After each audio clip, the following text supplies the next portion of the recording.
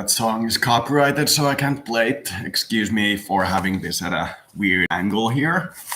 But reality is that YouTube won't inform me when it detects copyrighted music if it's not like here. It doesn't play ring ring, hello. It just shows a banner thing. So I have to keep it on one side and this whole thing on the other side, and then hope that I don't get another strike and have my entire channel taken away from me, which is very possible. But that being said, all the preliminary mumbo jumbo being said, welcome to the 37th Björnday or birthday. I am now officially old. I was old before, but I'm now old. Notice an elongation sound. It's because of elongation musk. You know how old people have a different smell than young people? It's called an elongation musk.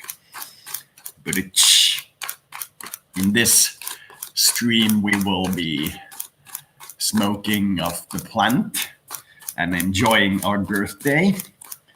And my dearest mother sent me a birthday gift of 100, and I bought the things that I desperately needed, such as this stuff to smoke, not this stuff to smoke, but this stuff to smoke, tobacco.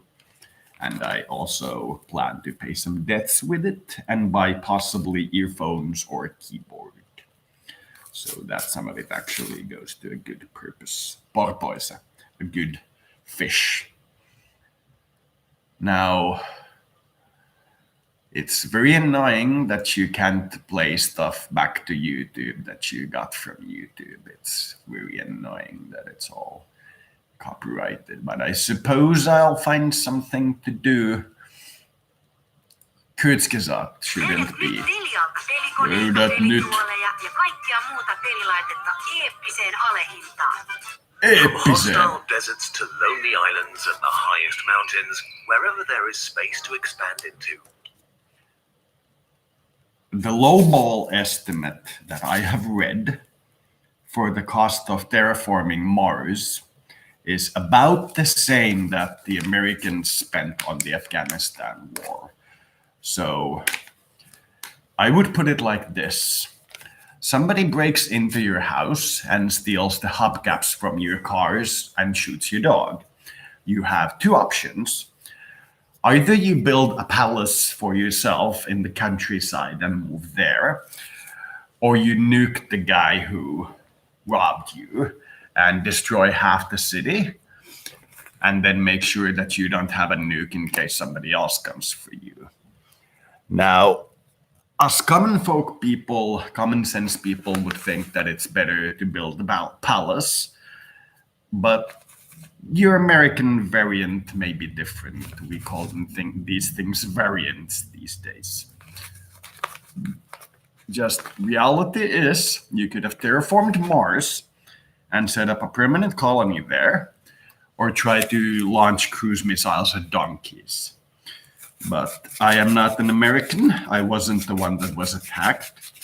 So it's not for me to say. But still, terraforming Mars. Humans do so.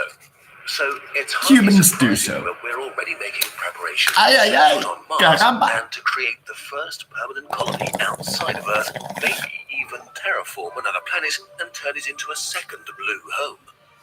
But wait, before we can get to the nice future stuff, we first have to complete the second phase of colonization, creating a semi-permanent outpost to prepare the ground for a larger human presence. But doing so will be gruesome.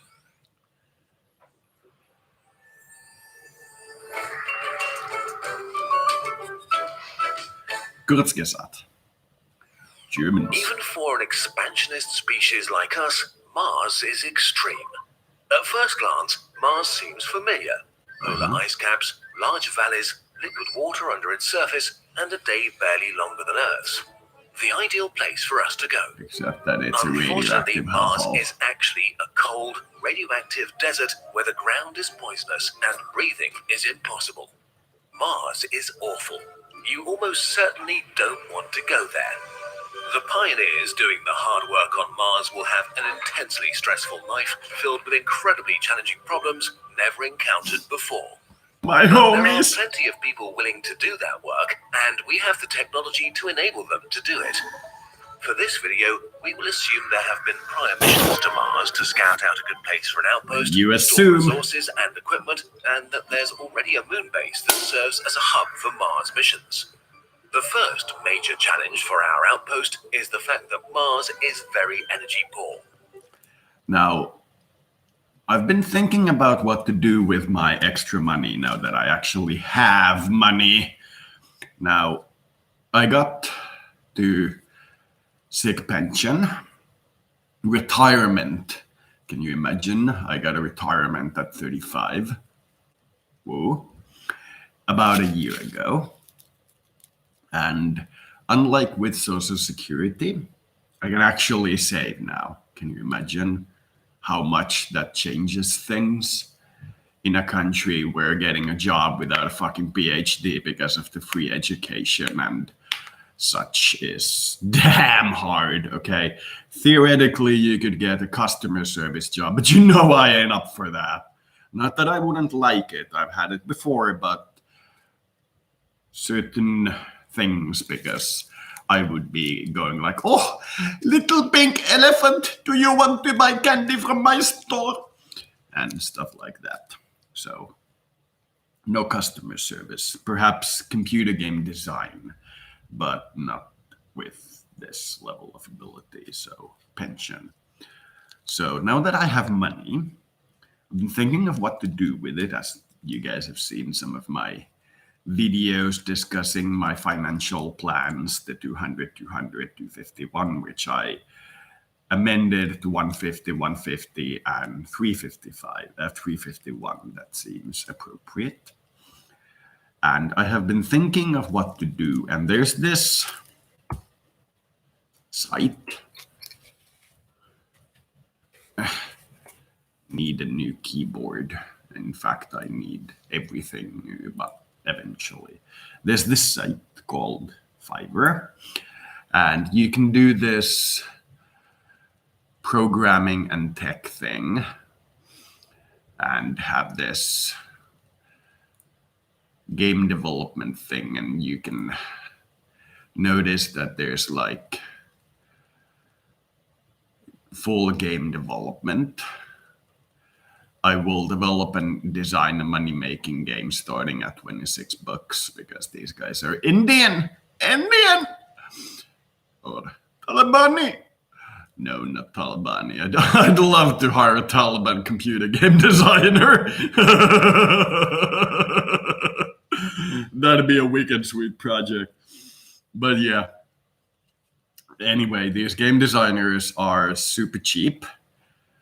Like, developing a game in Unity for 300, Fiverr's choice, the top guy, and you pay 300 for a computer game. And I was just thinking of the Fate of the World game series, and I was just thinking of what if I make, like, save after I buy a new computer, because this one shouldn't be fixed because of some issues that make it pretty hard to fix this well. It would cost a lot. And in maybe early spring next year, I will be ordering a game from this site. And I've been thinking of Fate of the World. Here I will show you. Ooh, who said something? Sniff. One can hope we unify. I would like Western Finland and Eastern Sweden and Northern Scandinavia. Everybody should in Scandinavia refer to their neighbor as that direction's version of themselves. So Finland would be Eastern Sweden, Sweden would be Western Finland, and so on and so forth. It would be nice. I would like that. So Fate of the World, like this game. There are the smart grids too, actually. Like you can see. So let's do that. Hello, challenge your butthole. Goatse max, maximum goatse, no sugar. So smart grids, all sectors have 5% reduced energy use. And then residential has another 5%. Oh, all sectors is your agriculture, industry, and commercial. I'm gonna mute that one because I don't want another guy talking to me. It's no homo and such. But this game, as you can see, it's pretty simple. There's the regions on the top here, and you buy these agents at the bottom here, and then you have, this is the tech tree that he's looking at, and then you have these cards, and all of them have a different purpose. And it's like environmental simulator, and you have statistics on the right about how the weather is going and how the planet is warming and so on.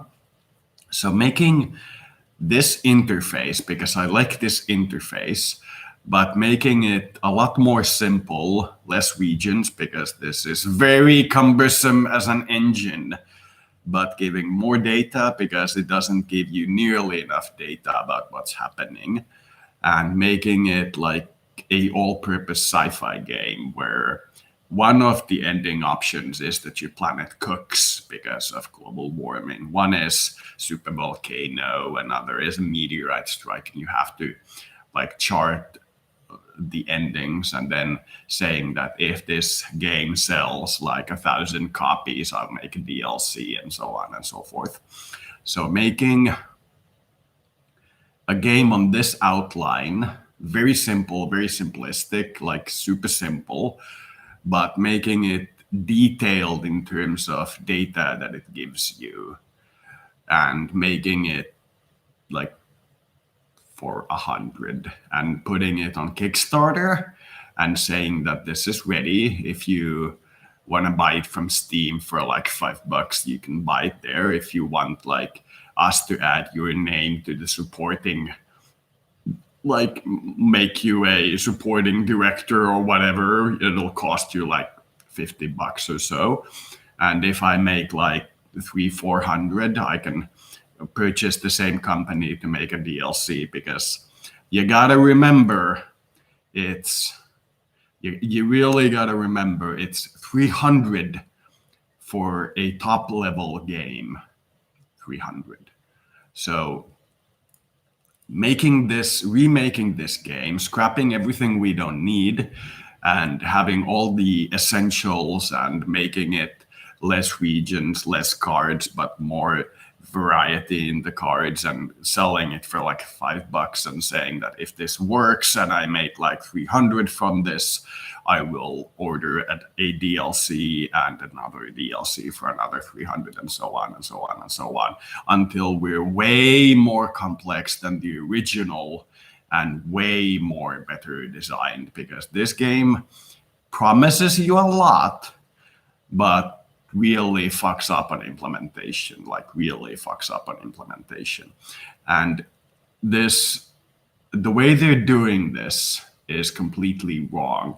A politician, I can speak from experience, doesn't order your nation to build more agriculture. It's not like that. You can, as a shadow politician, the guy who runs the things in the background, you can order your country to go like more Green Party, more like Communist Party or whatever. You can order those things around. And there's a few special projects that you can do, but almost all of them are very niche, like shut down society for 5 months to combat the disease, instead of, say, build and staff 100 more hospitals. They look like they're the same kinds of plans, but a normal country cannot order a sudden change into its budget to fund like 500 hospitals extra and then not lock anything down.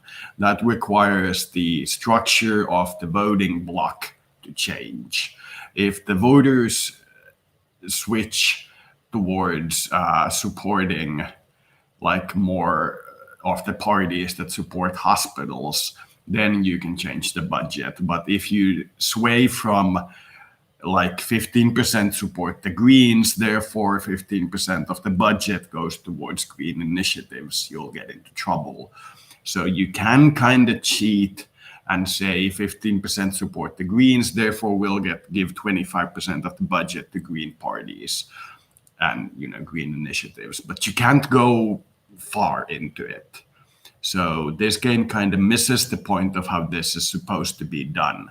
It's supposed to be so that if you like fund the Greens to a maximum, everybody dies of starvation and there's 300 million people living in perpetual harmony with nature. If you fund the capitalists to the extreme, the planet turns into one of those spheres from like Star Wars with the round large cities and stuff like that. So you have to like switch with the parties, not with what you build. So it's not every region builds this thing for this region and then you just click 10 of these options every turn and go like, this is boring.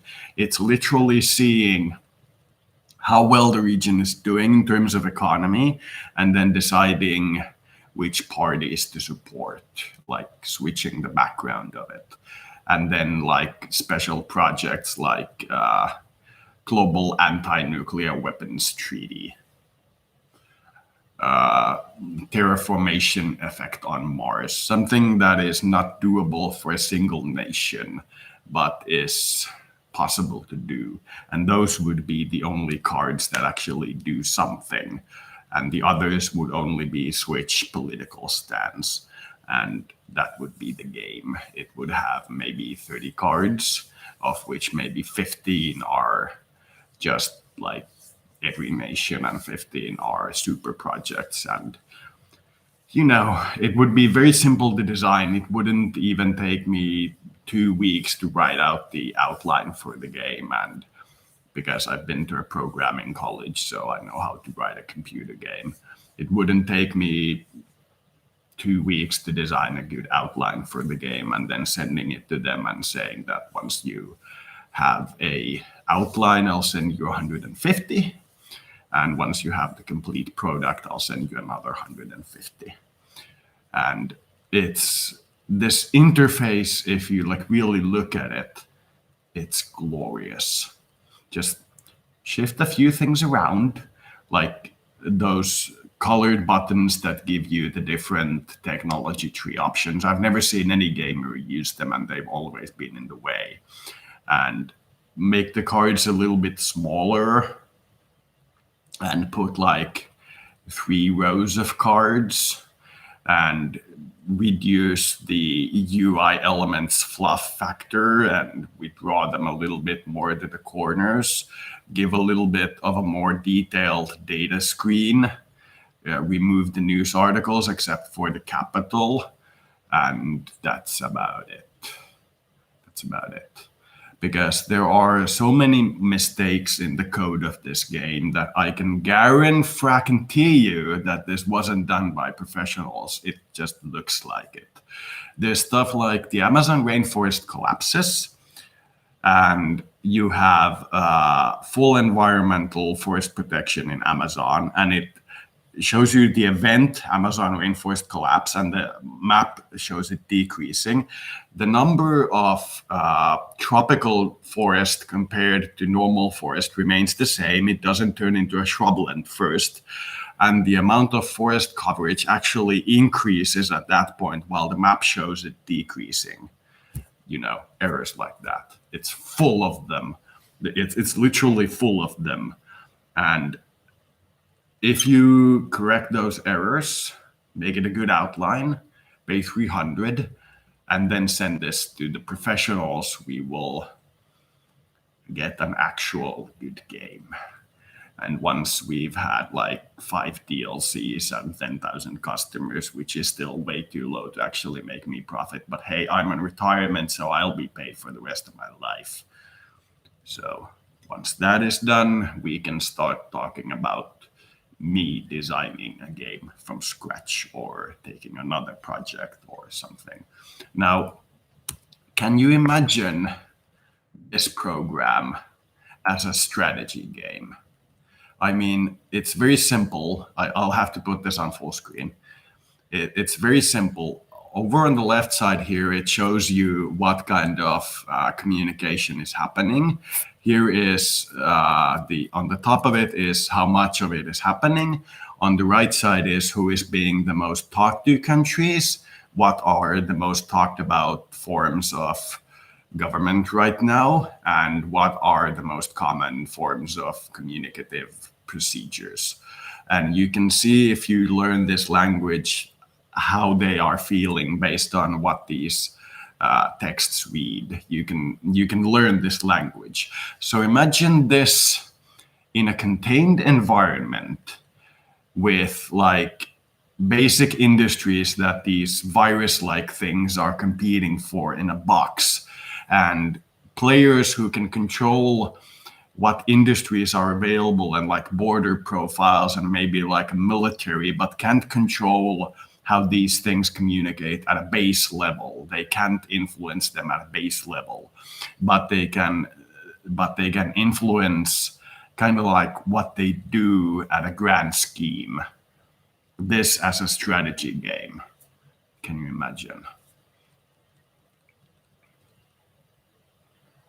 Like 1,000 hexes, 1,000 hexes, or 1,500, depending on how you want to look at it.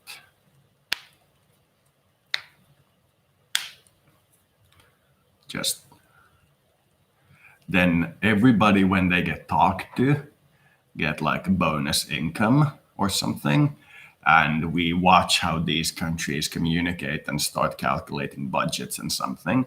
And once it works for the computer game, we can try to a little adapt it and get it to understand what these guys are doing in terms of actual world economics and communications and such. And can you imagine opening this tab, opening the computer, turning on connection so that you see this with your computer, having that program on and have it list like these countries are making income, these countries are losing, these are military actions, these are civilian actions, this is the trade, these things are being traded at most, these are traded at least, and so on and so forth. Can you imagine how worthwhile that would be?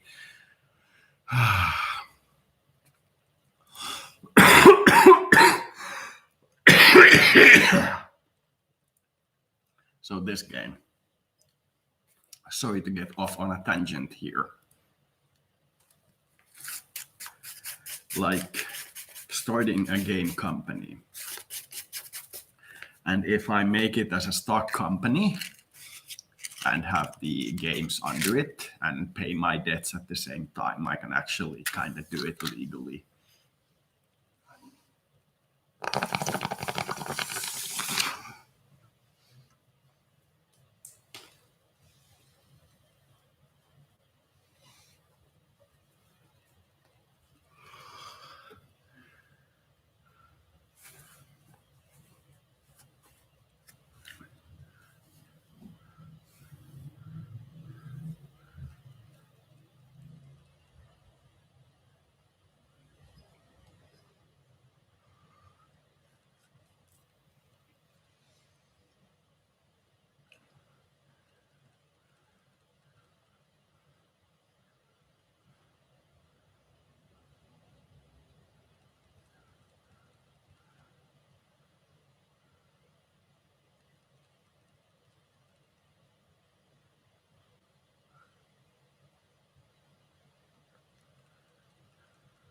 Thank you, man.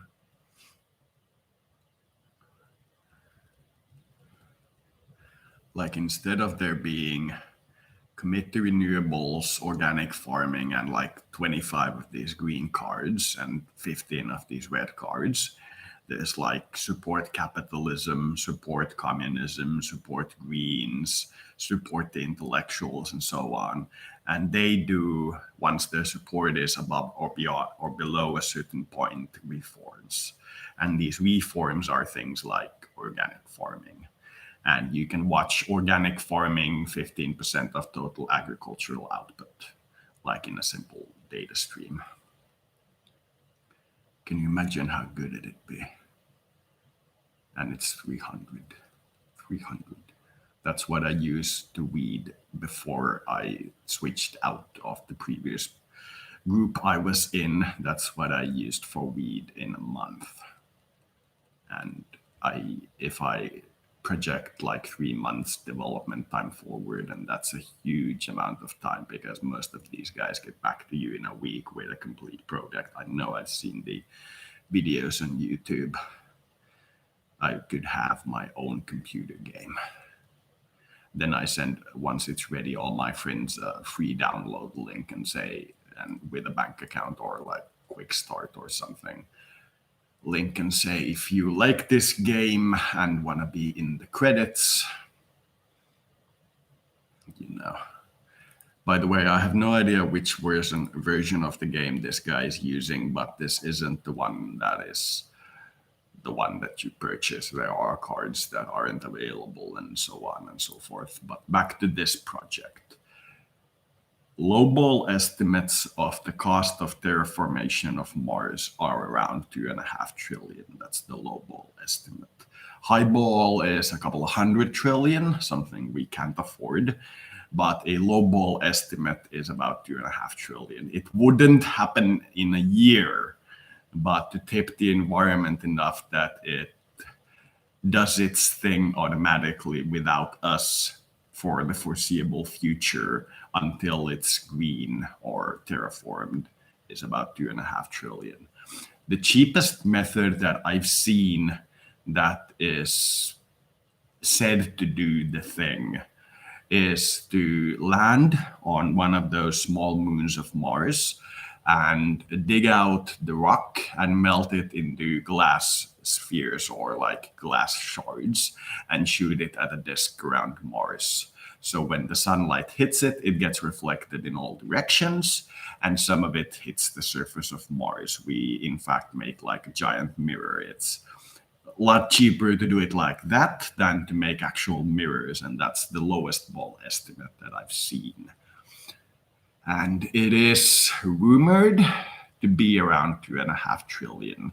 Now, space projects and large projects usually expand in scope once started, so it could be that we get the Apollo program-ish cost of 3 times what we projected, so then it would be 7.5 trillion. But US debt is 25 to 30 trillion at the moment. So it's within the range of we can do this, but it might not be good for us. But if we really do decide to go down the multipolar world order, which seems to be the rule, China won't be a superpower ruling the world alone, but the US was. So we go to an actual multipolar world. Then the only reasonable like comparison points that we can find in recent history is the Victorian era, where basically France, the UK, Germany, and Russia were the multipolars. Now, when one built something nice, like the UK started building the Suez Canal, the Germans built the Kiel Canal, both of which, well, the Suez Canal is fairly useful, but the Kiel Canal is very much a prestige project. It is a canal from the North Sea, south of Denmark, through German territory to the Baltic Sea. I mean, you could literally take a 100-mile detour up that little ding dong and avoid a few islands and then get to the Baltic Sea. But no, the Germans had to do their prestige project because the Brits were doing their prestige project, and the Americans reacted to these two things by building the Panama Canal.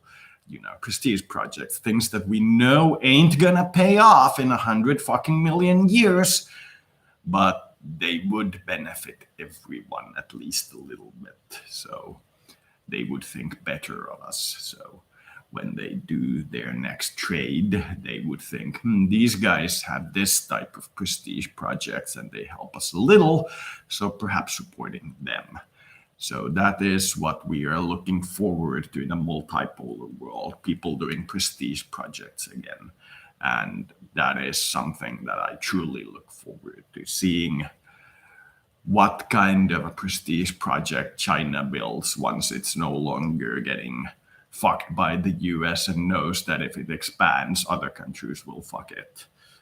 So, what will they do? Will they build the green project, as seems to be their goal, the largest increase in the production of green energy, the largest reforestation, etc.? All these things are China's at the moment. In fact, if you go to the World in Data website, click who is growing more forest and yearly averages, you will see that there is basically one country who is strongly expanding their forest coverage and one country only, and that is China. Then you go to the who is building the most new green power, and it's China. And we know that China ain't gonna be the one of the guys who's most fucked by environmental change. So it's looking like a prestige project. They are doing it to appear nice, to benefit from the public opinion. And that is the nature of prestige projects. So if the US decides, I wouldn't do it now because of the very low state of the public economy in the US. But assuming that you guys manage to start paying back your debts across a long period of time and things look good and so on and so forth, you guys decide that we're actually gonna terraform Mars. That would be a doable prestige project. It would cost an insane amount, but it would be doable. So that is what we are going to, in my opinion, go towards. If China goes from the largest producer of CO2 by a long distance to the greatest reforester, the greatest production and increase in production of renewables and renewable energy, and the greatest reduction in CO2 production per year, and they do it just because it looks good, then that is a prestige project that we can look forward to. So if we do the fate of the world game, allow you to do these prestige projects at the various different countries, and you pick China and go from some amount of reforestation, some amount of green energy, and you just go insane on this and click like 50 cards of that particular thing into the same country, then you might see an interesting outcome. So, yeah. Because of its distance from the sun, solar power is only 40% as effective as on Earth. But even this weakened sunlight is often obscured for days by enormous dust storms. Solar power alone will probably not be enough. Alternatives such as wind power and geothermal energy are also unfeasible, as there's hardly any atmosphere and Mars's interior is much too cold. Initially, nuclear technology might be the only option. Since Mars doesn't have easily accessible... I have been told that because I have made a YouTube video about this, it is nearly impossible to get this patented into my name afterwards, but that it is theoretically possible. So if I feel like giving it a mad lad try, it is possible that I will still get it. So there's this invention that I had a short while ago called Sterling Wolfram. I have, if this is unpatentable, I have a secondary modification to this that is not publicly shown, which I will use as a base for the patent. So I will get some kind of patent for this invention, but we will see. So I have this idea. You take one of these, and your nuclear can be used nearly anywhere. This is what a Stirling engine is. In the back here is a container of, I believe, petrol or some such.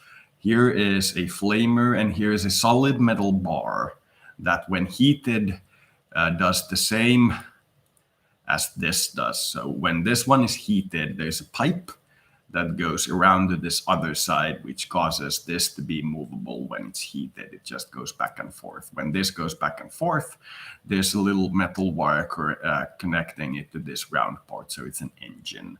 Only needs heat on one end, and this thing starts to spin. This is the first version of it, a copy of the essentially first version of it from 1880. This is one of those.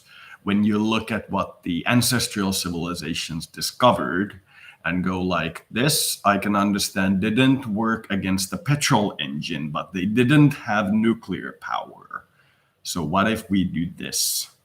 This is primitive, and this is a complex version, and here is the RPM for this. So you can actually see that once you put it in a modern thing, you can fly an airplane with it.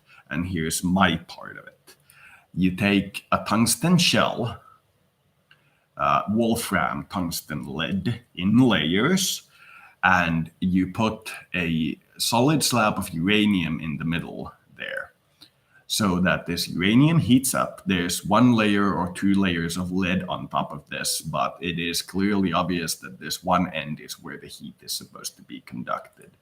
And you stick the metal part of the Stirling engine into that hole. You can spin this device around. At which point you can have the nuclear engine heat your Stirling engine for essentially decades or millennia, depending on how well you design it and how high the energy thing is, how highly concentrated the uranium is. And instead of requiring heavy piping system and heavy generators, it is very light. It produces some amount of heat. So if you put one of these and you put it in a box where the heat gets to heat the exterior of the box, but the radioactivity cannot escape even if the box itself is the only container. You can put it on a spaceship where the exterior surface is large enough to conduct the heat into space, and keeping in mind that space isn't the most conductive environment due to having no atmosphere, you cannot put much heat into it. So this is actually for another invention more than a space station, which I will show you next. And one pellet of that size is what we're aiming for. And its energy output is 4 months for one Emirati household for 24/7. And Emirati is the richest, one of those richest Arab countries. So we are looking at a very high energy output.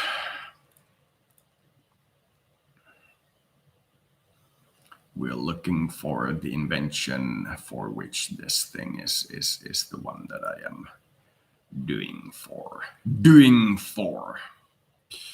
It is probably even further back because it is an old invention. Oh, I so like making these weird art videos. They're giving me a good outlet.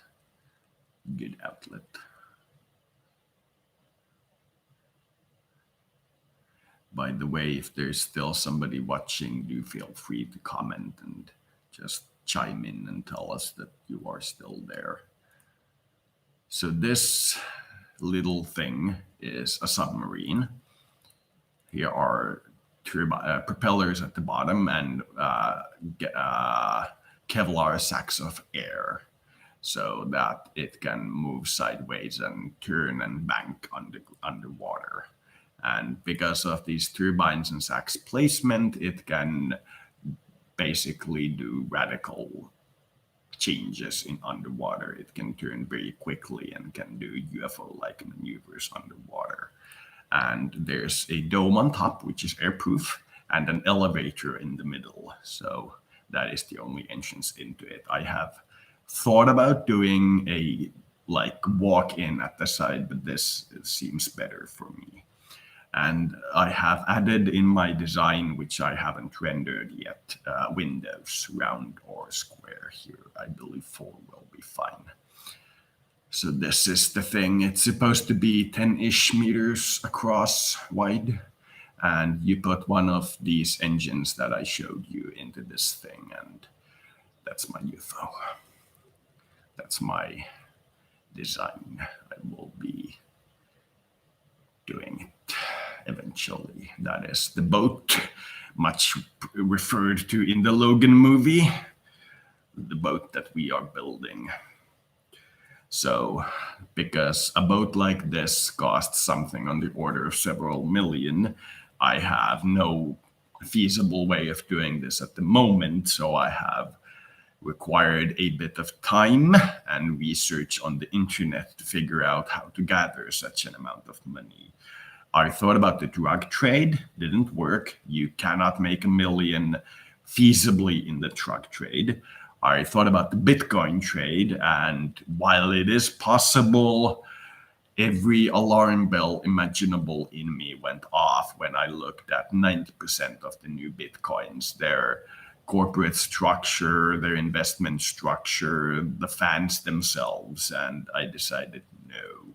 So Bitcoin is not the way to go. So looking at this, it is starting to appear like the retirement game design. Game design is the way to go. So I will be most likely designing a few cheap games and seeing if I can make a reasonable profit on them. If it costs me 300 to make the Fate game and I put it all into a corporate account and put a single company that owns that thing and put it in and put it on Steam and put it on Kickstarter, and I make even like 1,000 total in net, it will be very, very, very easy with the amount of computer games I've seen and how many micro games I've designed around them to make 1,000 fucking games, and that will be enough. So eventually, I hope I will be able to build a genuine UFO, because after that one works underwater, works in pressurized environments. And the next step is getting it either into space as a very light version made of aluminum able to withstand vacuum, because pressure underwater is slightly different than a vacuum, or getting it constructed in space and getting me into it. I have researched and been on these high-end space research discords about things like how to get it into space feasibly, and there is no way at the moment. We are pretty close. If you take the Russian cruise missile with a nuclear engine, which is super fucking amazing, you know, congratulations, Russia. That is a huge fucking accomplishment. It's on the order of the space travel. Just try not to blow up it too much in the atmosphere. So, you know, congratulations. It's an enormous thing that you managed to build. You get one of those. You get a couple of scram engines, which is those engines that can make you go Mach 10. And you build a ICBM structure and attach those engines to it and a couple into the hull. You may be able to get it into space on its own. Maybe. But I wouldn't be inside it during the first launch attempt. Let's just put it like that. And once it's in space, if the nuclear engine works, and you replace the propellers with electrical ion engines, and the gas bags become breathable air gas bags instead of pressure air bags with a secondary purpose of breathable air. And you can even take a few of those bags and coat the surface with something that allows heat to go through easily, like a semi-permeable membrane that allows carbon dioxide atoms through at 500 degrees Celsius. And you pipe the heat from the nuclear engine into those bags, you can have something else entirely. And if you make the thing available so that you can put on a spacesuit, go to the elevator, go up top, open the dome, and then walk out into space with the spacesuit on your back, which requires it to be perhaps a little bit larger. You can do something about this freaking Kessler syndrome that we have about to explode this planet's space capabilities. Now, the problem with a lot of my design and time focus is that I'm finding as I do this thing, a million things that I have to help on this planet while I'm studying this thing to get the next level of technology. So this takes a while.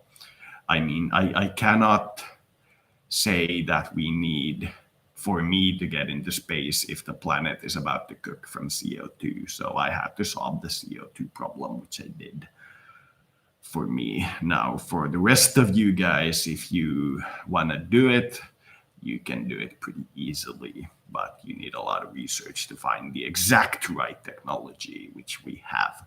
And then you put money into it and then you wait. My CO2 problem is solved. How about yours? Radioactive elements, the nuclear fuel needs to come from Earth along with the reactor. If we do set it up, it could power our small outpost for the first few years. Unfortunately, all that energy won't be very useful if we can't breathe.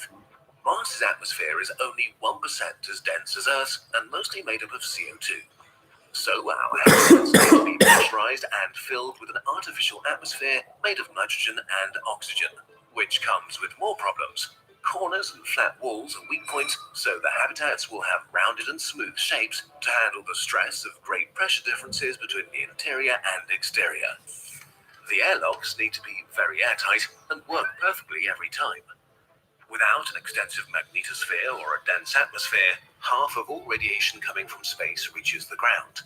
A person on the surface would be subjected to 50 times the radiation that they would be on Earth.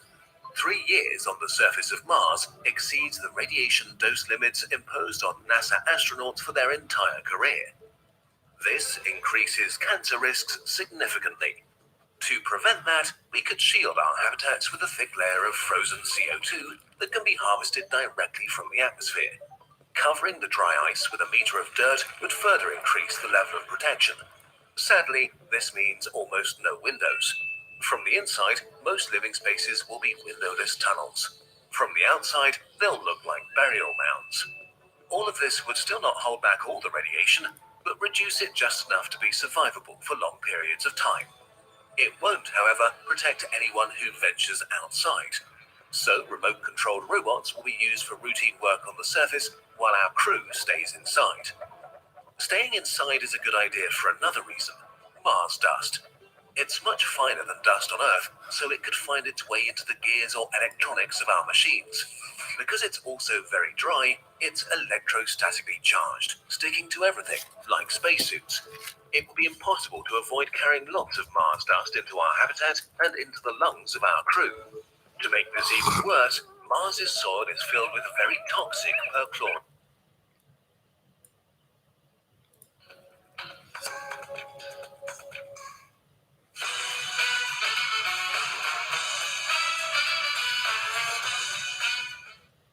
Thanks to Skillshare for supporting this episode of Journey to the Microcosmos.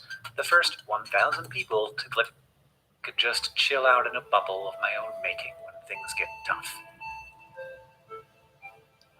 And that's fine. It's good to be content with a human existence. It's got its perks. We get to think about things and talk about things and make things. And for millennia, we've turned all of our thoughts and conversations and creations into culture and societies, which have helped us better understand the world around us, whether in oil shales, where their remains point to another more remarkable fact. These tiny little algae are the largest biological contributor to crude oil in those shales. Now, it helps that when they're alive, somewhere between 25 to 75% of Batriococcus's dry weight can be made up of oils. So scientists have studied Batriococcus to see if we can use the microalgae to make those oils for us.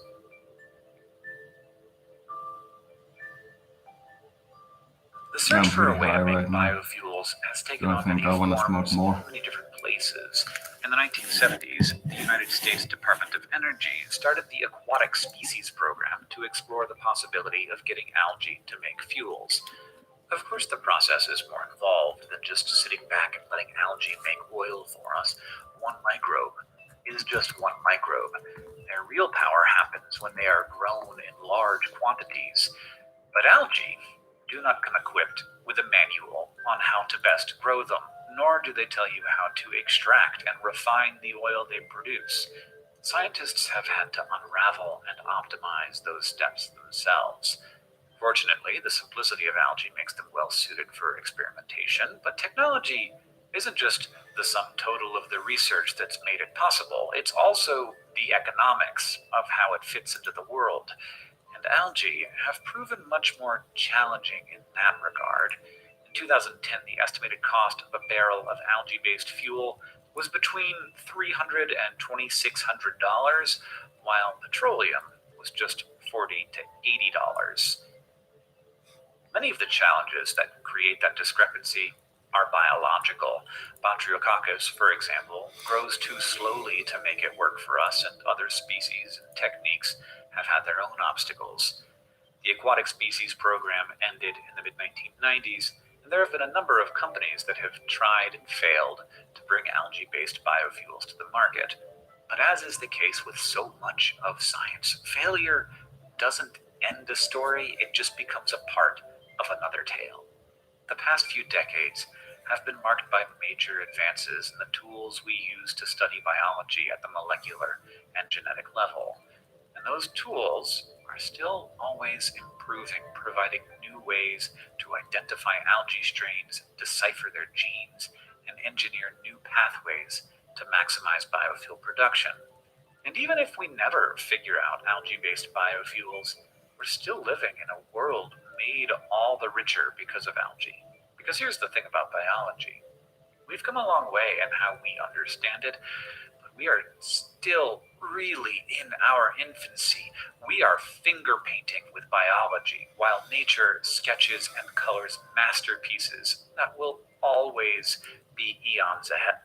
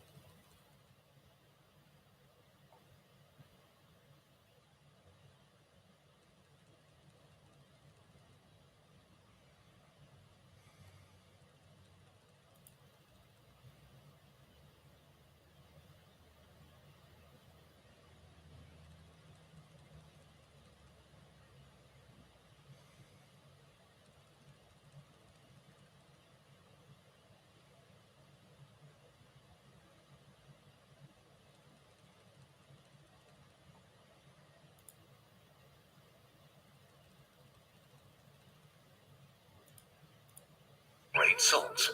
Constant exposure could be deadly.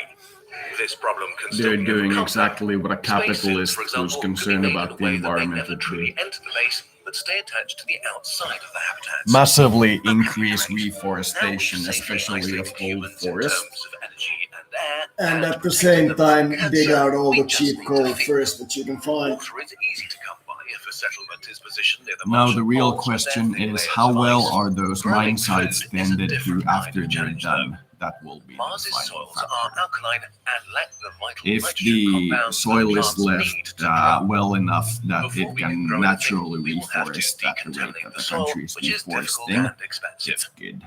If Then it's the better soil than can be that, fertilized in that using they recycled actually biological reforest the waste. area, All of this will take it's a lot of fucking time amazing. and is very energy intensive. But So if we might use they aquaponics to raise fish just and plants leave it together, worse off, making the then astronauts' we diets are more in varied trouble. and tasty at the same time. This Now, will be an demanding important that if you psychological make boost for our make a mine overworked site crew. in the middle of the All of these forest, things don't solve one you must leave fundamental it in a problem, though. condition that it's Mars better has off only than the forest was 38% of before, Earth's surface or at gravity, the same. which could cause muscle We'll have wasting, some amount bone of loss, trouble and doing so, but we cardiovascular can do problems. so.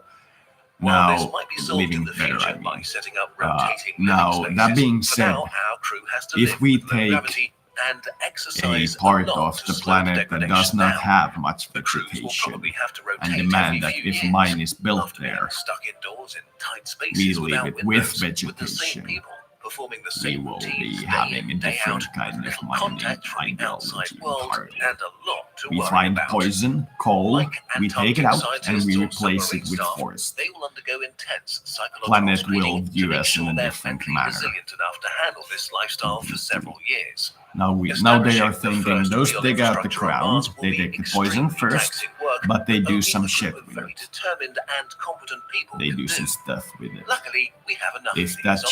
changes into those take out there the you have it, poison, a replace small it with Mars healthier base that will tissue survive that was for there at least before, a and few do some decades, things as as well, long as it's getting a we will constant have supply of resources, thing. parts, Now nuclear they fuel, do some and shit with crews it, from we Earth. don't know, but we are Unfortunately, interested Mars and Earth are what they separated do by with what they millions of take from kilometers us. and orbital periods that Now, leave if only a they narrow travel replace window it with every 2 healthier years. tissue, we will If be there's thinking an in emergency terms in the of, colony, Earth wouldn't be able to help until the next Oh. travel window opens. Helpers may arrive on a planet filled with corpses. Settling Mars will be the toughest challenge we have ever faced. It will be gruesome work to establish the infrastructure we need. But we're stubborn, and we like extreme challenges. If we push through phase 2 of colonization, anything is possible. Cities illuminating the dark Martian night. Now the thing, as a researcher, as somebody who does this, so the thing watches these things, reads, has a grade average of A. I know, I'm shutting up. As that guy, the most interesting individual piece of data that I have ever come across about this particular epoch of civilization is the following trend. For a long period of time now, the rule has been roughly as follows. For every year that you live, your life expectancy increases by 3 months and a day. So if you live to be, for example, if at 30, you live to be 31, your life expectancy will be from the 30 to the 77 plus 3 months and 1 day. From 31 to 32, it will be that previous 3 months plus 2 days. On the next one, it will be 3 days, and so on and so forth. Now, this means that if you live beyond a certain age, which no human has in our medical records as far as we are able to understand live, but if you are able to live to a point where you have lived around 200 years, for every year that you live longer, your life expectancy increases by more than a year. That has been the trend in medical science. That is what you are seeing. So if we find the attributes that cause this to happen, boost them. In other words, find countries with a low life expectancy and manually increase them. we will see a trend on the global average where we who are alive now have a chance, but not much of a chance, to live as immortals. It is theoretically possible. That is the largest piece of information I have found. So a year when you are 80 and approaching 90 is a year that gives you more than a year that you were 10 approaching 11 mathematically. Gives you more. A hub for travel between the planets, industries setting foot in orbit, terraforming, a true multi-planetary future. Going to Mars is hard, but worth it. And if we're lucky, we might be around long enough to see it happening and cheer on the people who take on these challenges for the benefit of us all. Figuring out complex stuff is one of the best feelings ever, especially if you don't have to do it all by yourself. Our friends from Brilliant can help you out with that part. Brilliant is a problem-solving website with a hands-on approach. Instead of just dropping tricky concepts in front of you, they help you unravel them bit. How obvious it is that if you increase the life expectancy of others, you will, after a certain point, become immortal. To calculate from that. There will be a group around you who, due to having lived longer and understanding why you want them to live longer, will, with higher probability, want you to live longer than not. Once we reach immortality, we needeth no longer compete. If this happens while the body is alive, great. Great. It can be done.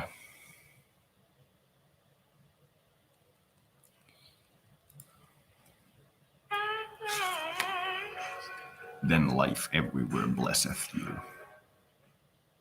Suomen edullisimman henkivakuutuksen saat osoitteessa if.fi/henkivakuutus. The observable universe is a big place that's been around for more than 13 billion years.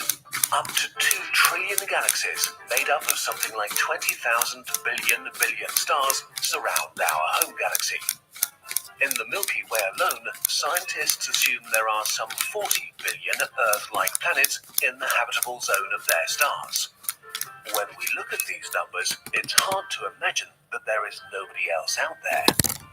It would change our perception of ourselves forever if we found others. Just knowing that this vast place is not dead.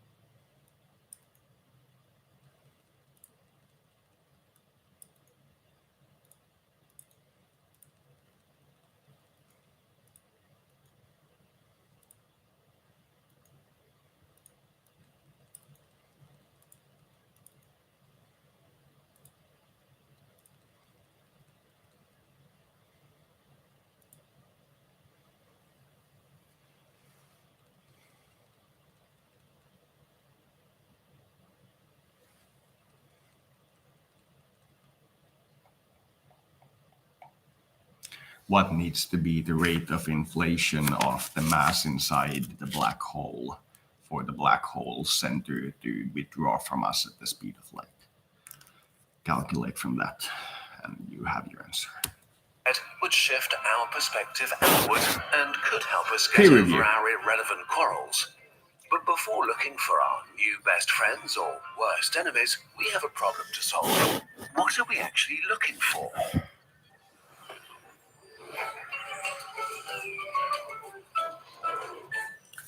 Looking for is within our reality. In a universe that big and old, religion. we have to assume that civilizations start millions of years apart from each other and develop in different directions and speeds. So, not only are we looking over distances of dozens to hundreds of thousands of light years, we're looking for a civilization ranging from cavemen to super advanced. So, we need a conceptual framework to enable us to think better thoughts that make us able to search better. Are there universal rules that intelligent species follow? Currently, our civilization sample size is only 1, so we may make incorrect assumptions based solely on ourselves. Still, better than nothing. We know that humans started out with nothing but minds and hands that could build tools. We know that humans are curious, competitive, greedy for resources, and expansionist. The more of these qualities our ancestors had, the more successful they were in the civilization building game. Being one with nature is nice, but it's not the path to irrigation systems or gunpowder or cities. So it's reasonable to assume that aliens able to take over their home planet also have these qualities. And if aliens have to follow the same laws of physics, then there is a measurable metric for progress: energy use. Human progress can be measured very precisely by how much energy we extracted from our environment and how we made it usable to do things. We started with muscles until we learned to control fire. Then we made machines that used kinetic energy from water and wind. As our machines got better and our knowledge of materials expanded, we began to harness the concentrated energy from dead plants we dug up from the ground. As our energy consumption grew exponentially, so did the abilities of our civilization. Between 1800 and 2015, population size had increased 7-fold, while humanity was consuming 25 times more energy. It's likely that this process will continue into the far future.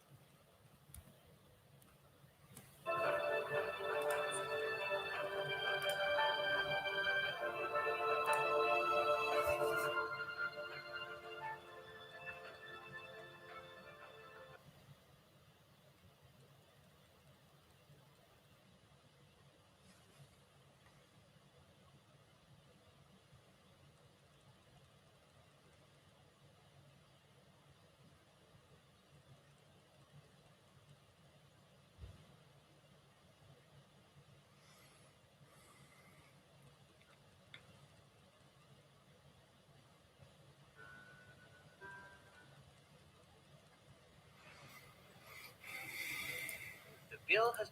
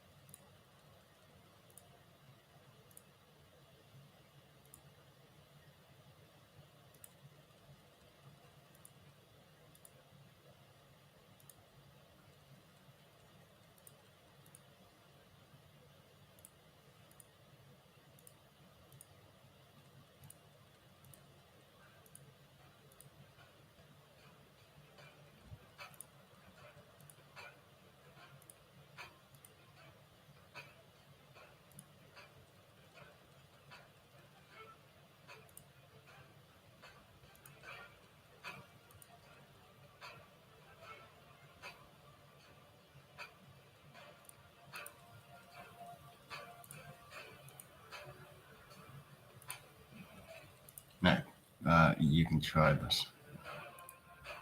Ooh, actually works this time.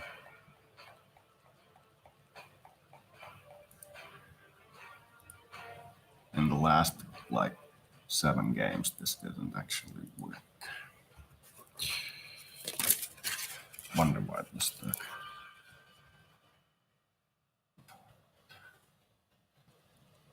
Ugh.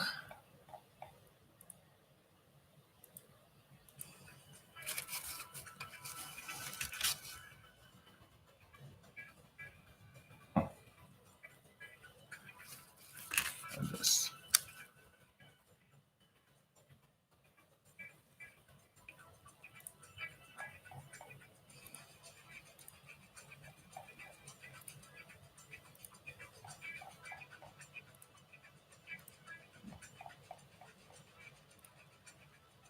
Whatever.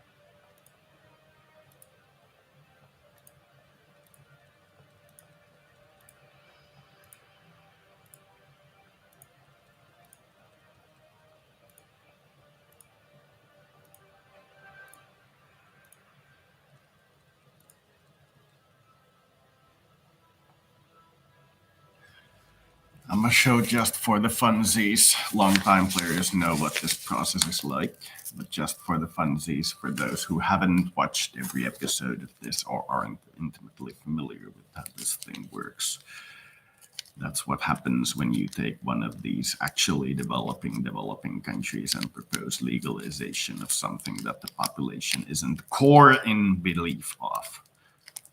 You get a massive strike, and if you're lucky, you won't get a civil war. You take a country like Uganda, where, LGBT rights are not at all respected, and you really, as the prime minister, call for a vote on something.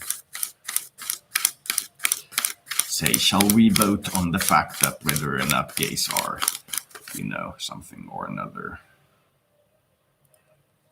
In this particular country, which is viewing my long term after I do this thing or as I do this thing, proposing legalization of this shit is not very widely popular. Get the hint.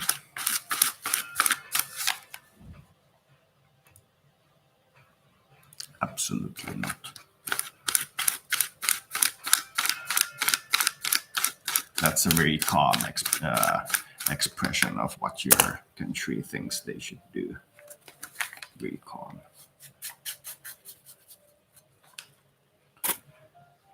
Very, very calm. I have just calculated. I am aware. And I'm also aware of this.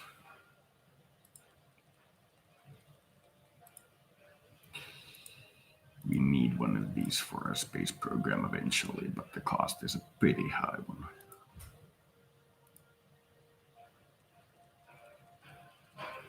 So we are developing our space program slowly. As you will see, all of these are privatized except for diamonds, which we cannot yet privatize because we do not have production, but we know there will be production. That's why it's showing that, I think, but whatever.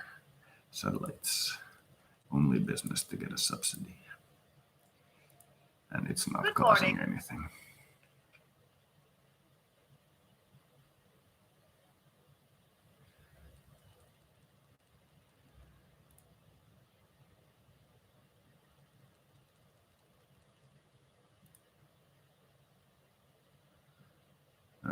Third time's the charm.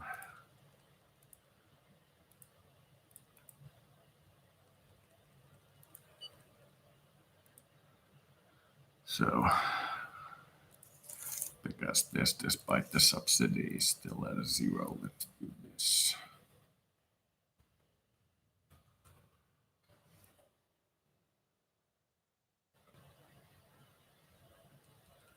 We can actually take a look at the spice of life now.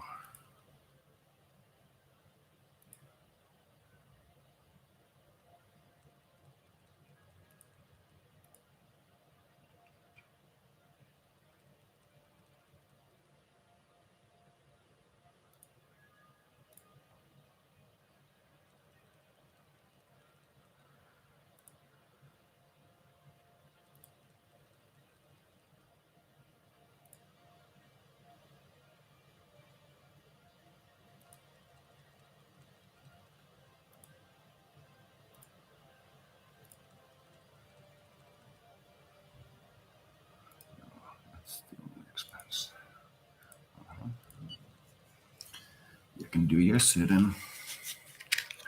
I know you're not going to approve those laws. This is exclusively for the foreign audience.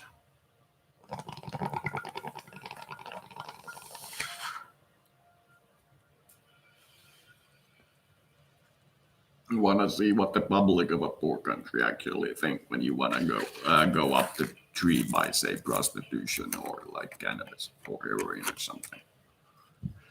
Fuck you and your little tea war. We want to do this actual industry. That's what they all say. But then you go to something like family.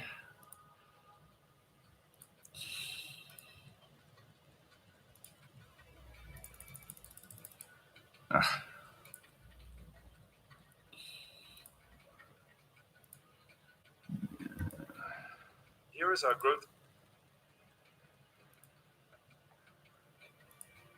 Thinking of lowering the interest rate, but it would be very temporary. I'm thinking maybe half to 1%, but it's looking like GDP growth might actually be better off with that. So, no, I did not. Thank you for asking. Let's do this at loans become cheaper and just raw money in the bank produces less, but we are still above inflation. That's very expensive. Fine. Sorry. Hold up. Yep. The referendum failed. Not gonna pass. They don't want guns, period.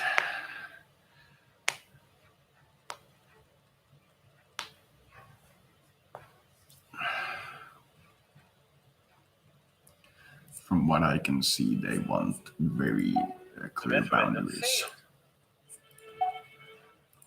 Not at the moment, thank you.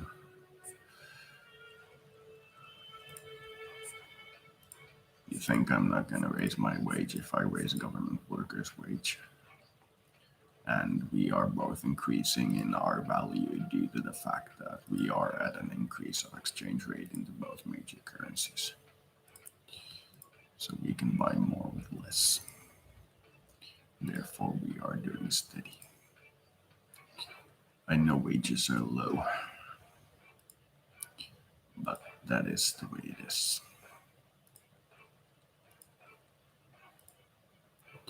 Yes, and that is due to this. It doesn't show the history, but it is due The to that. referendum failed. Nobody cared, but it didn't pass either. I can guarantee you that 80% of these laws, if I go towards the other end, the conservative end, are probably going to fail as well. They just found a niche.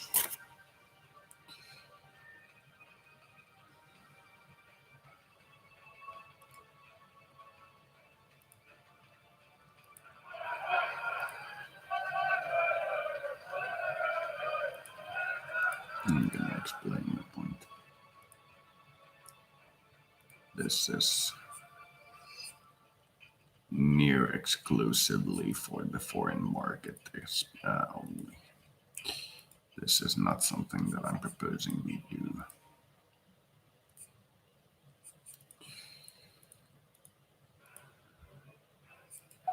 UN says I should intervene. I just made a speech about it. I'm not going to intervene very immediately. I'm going to let it sink in for a moment. Senior Citizens Protection. Well, the retirement age is pretty high. But life expectancy says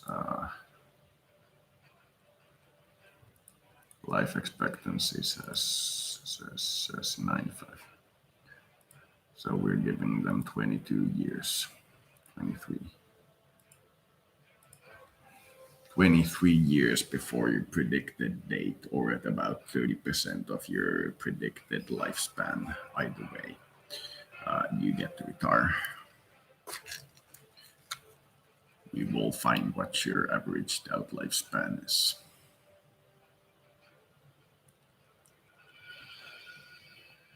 Then if it increases to 100, we will give you 30 years.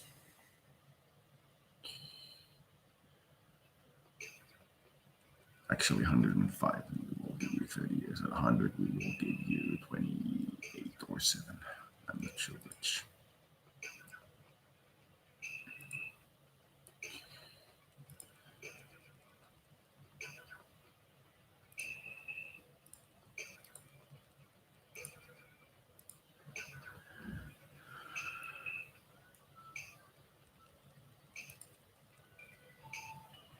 Habdireitetty out. It's a tuned economy. It's at a very weird setting, but I guarantee you it works.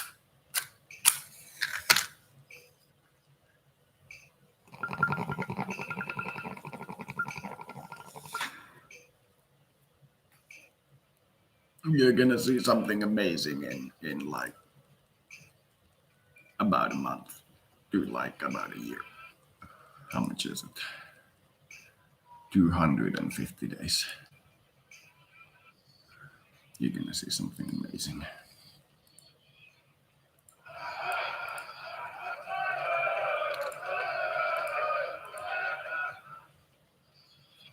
Fights, therefore we will break it up. Police only. Although our I told them that proposing certain kinds of liberal reforms in these countries at this moment will produce war. They don't want it. They have seen your opium wars. They will put up a fight.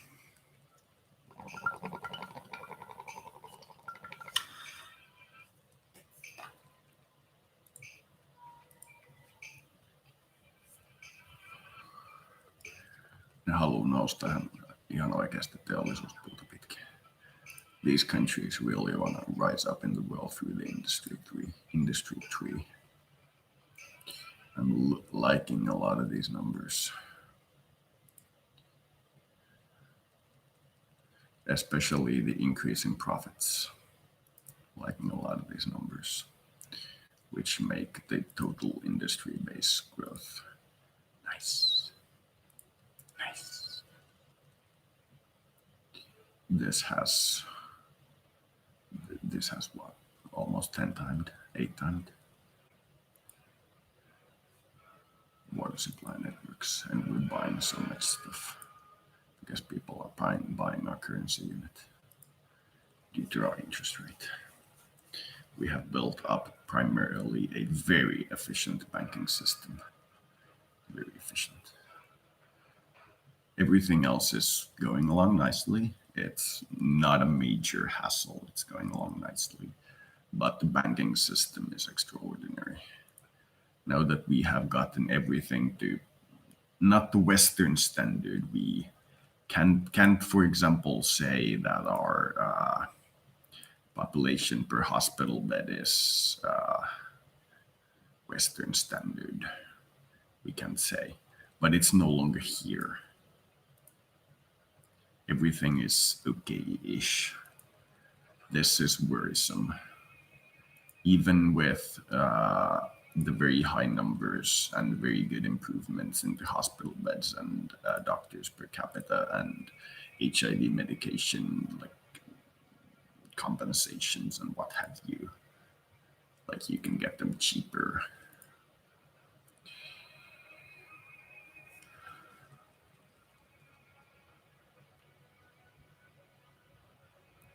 It's still increasing and deaths are still increasing. That's the main worry at the moment. These numbers I really, really like. I really like them. I will the work here. is fine. We will see if the rather large, now that I got this freaking thing working, increase in the number of highways spikes the deaths. If they don't, we may slightly decrease trunk road speeds while massively increasing the number of highways. 2,000 for this country, perhaps. They should perhaps be more numerous than the highest high-speed trains, I think. If I am honest. They conduct the kind of traffic that people do without bothering anybody else, while trains do the bothersome ones at very high efficiency. Therefore, the gush, this might be called the white matter of the brain, should be in this case more numerous in the design of infrastructure, I believe. Though black certainly has its place. In this case, connecting every major, everything, everywhere. Connecting things.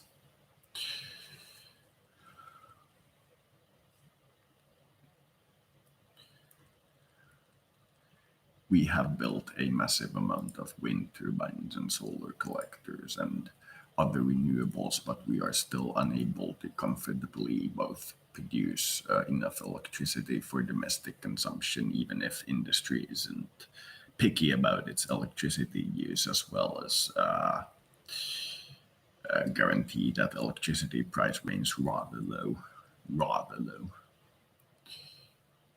It is pretty important. This particular number really sucks. It's very high. This is why Iran is studying nuclear. This is why we're studying nuclear. That's when you build the first plant. This is, we raise the industry pollution tax here. Because it produces, it requires more electricity to produce things completely renewable. Therefore, we have built a lot of everything, but even with an increase in hydro production that is consistent with the amount of effort put into every other, because we do all of these at the same level of effort, we have seen very little increase in actual production, which is weird. I believe this number is a little skewed, so we are these two. It makes the construction, and as was this, it makes the construction, because they require the same amount of manpower to build, roughly speaking. It makes it very difficult to build them successfully. I believe this is a design oversight, if you will. The numbers are skewed in terawatt hour to manpower so heavily that building them is nearly impossible. I do so, but it is not worth much. Thank you. Now we will see how badly our budget explodes. I'm hoping for little. That is a very little increase, but compared to this, but we will see. That was still expensive. That was highways and satellite. Once we get the 3-month budget average estimate in, we will see how much we decrease in debt. Every 3 months, almost always we decrease in debt. That's why we're running a deficit. We spend across a 3-month and review. Then we will reduce debt to 10-15% and do a large budgetary increase of something. And then we will wait a while. That is worrisome. That is 3 branches of the government complaining that they aren't getting their fair share. It's worrisome.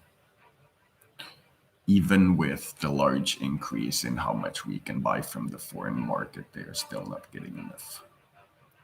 Therefore, because we get constant compliments that are, we could be getting a little bit more, meaning that we have to put a little bit more into the economy in our private life in this. We are thinking that perhaps this 2.3 million of these currency units a month is not enough. It's hard to say what it is because we haven't memorized what this is. And considering our comparison number could be, instead of doing random math, this thing. And this is, this does not say if it's kilowatt hour or megawatt hour or what this is.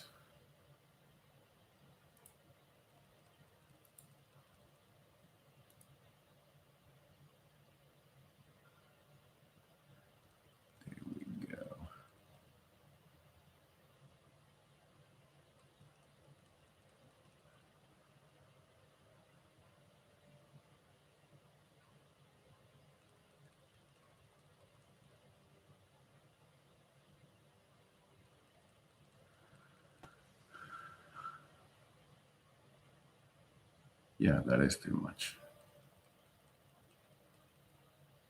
And the increase is pretty sharp. could greatly.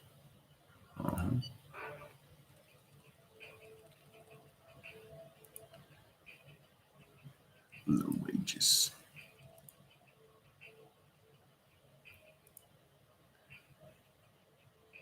I mean,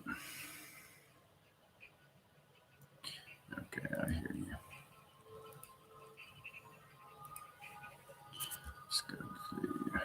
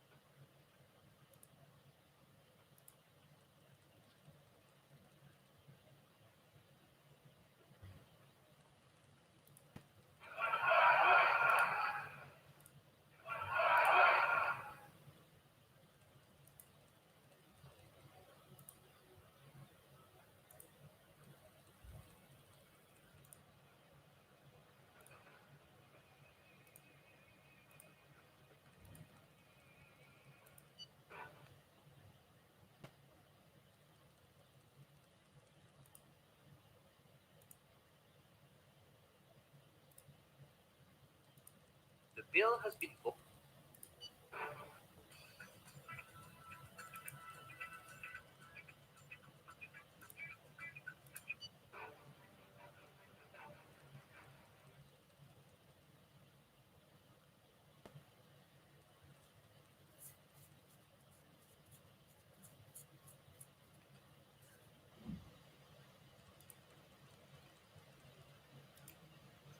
I was like,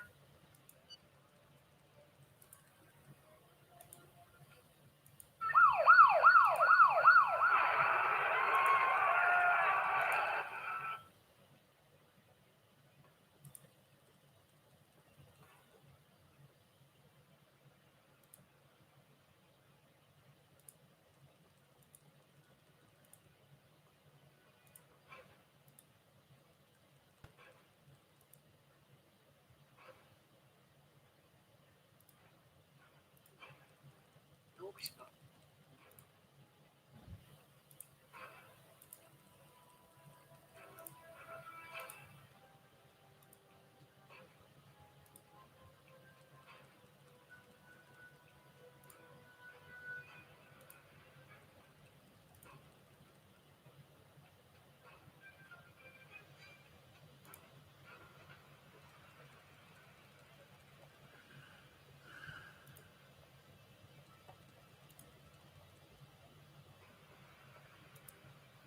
But are you crazy?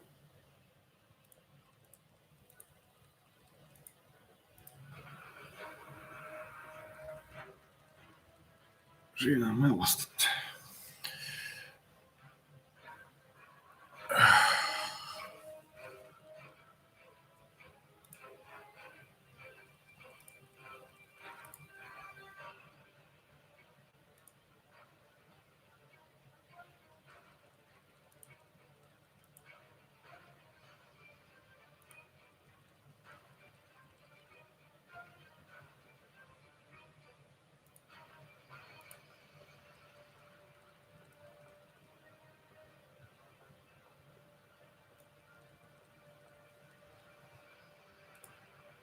can't just stay.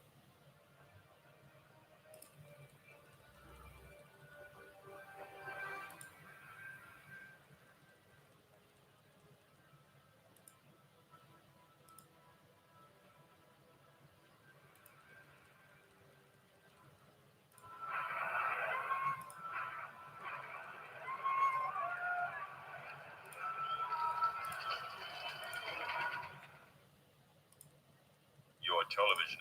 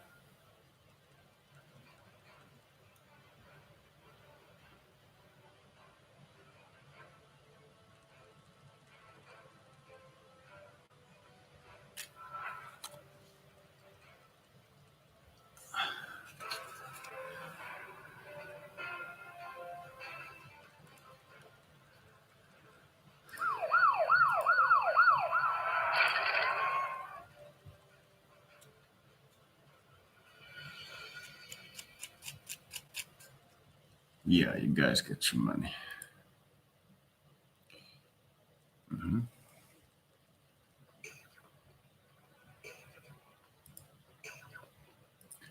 It's your business. You know why it's your business?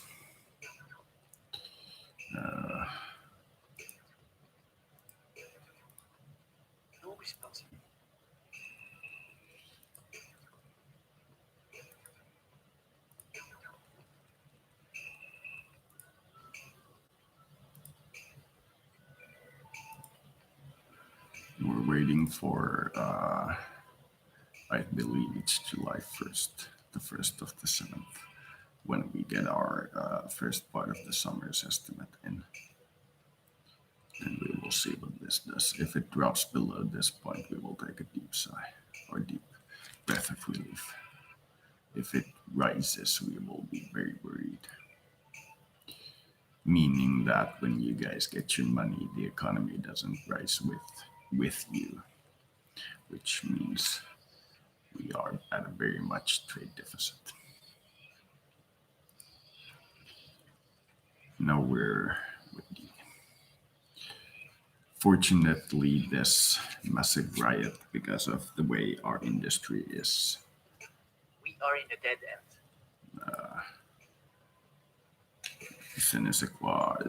Structured does not have much of an effect on our actual industry.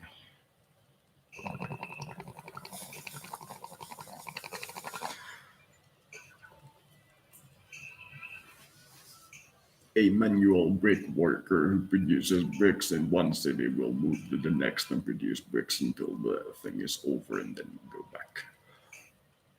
The bricks still get produced.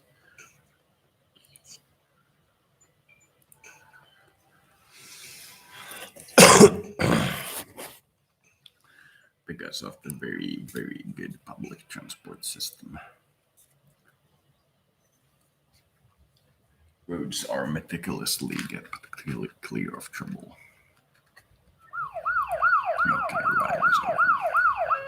Did everybody have their fun? That was about 20 days of everybody rioting from my point of view. For comparison numbers on what it means when we take the military to the street, we have 20 tanks and 5 missile launchers. The rest is in manpower, which for the military and the police is kept at the same rough minimum. And the police numbers are these. It's going too high, I think.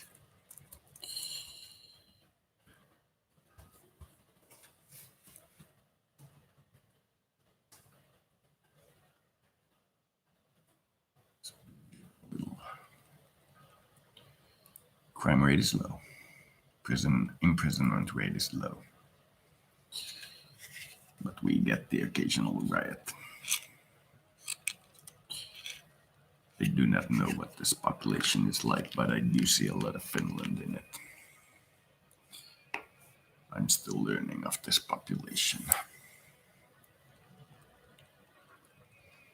It is fascinating. Thinking of connecting these two cities by high-speed train, but it seems, I don't know.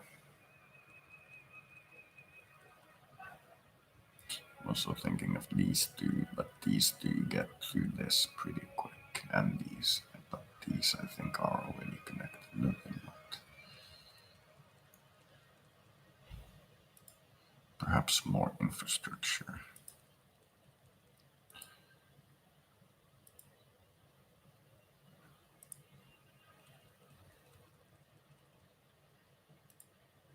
Which organization is this thing?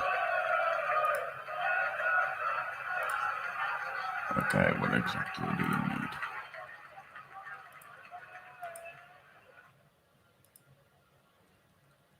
No. That's a lot of folks, though.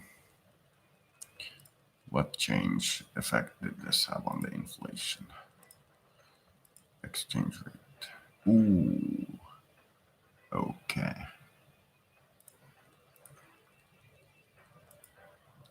Nice. Surplus. Okay. No thing.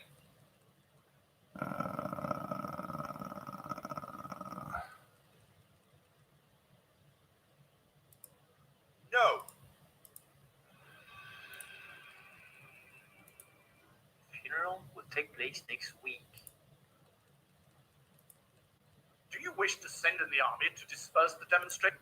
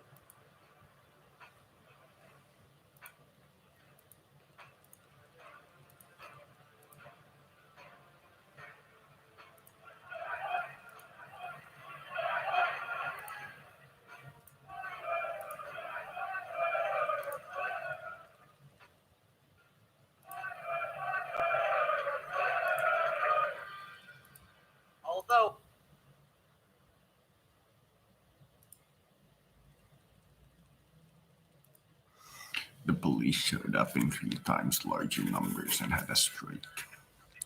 The women were showing up. UN says that we should do something. They've been standing around for 11 days.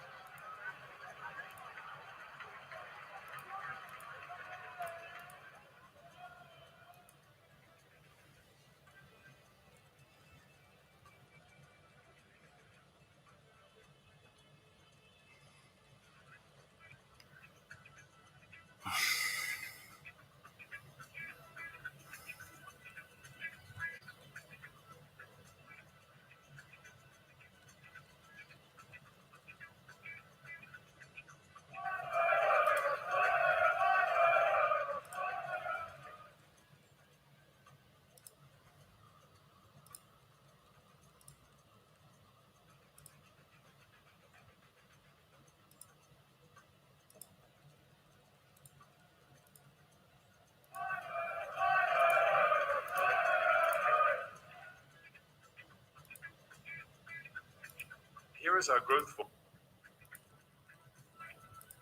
No thank. And why not play? For me, this. Won't take it. Sorry, I clicked too fast because I knew from the first 5 milliseconds that he wouldn't take it. Memorize what these guys say. Okay.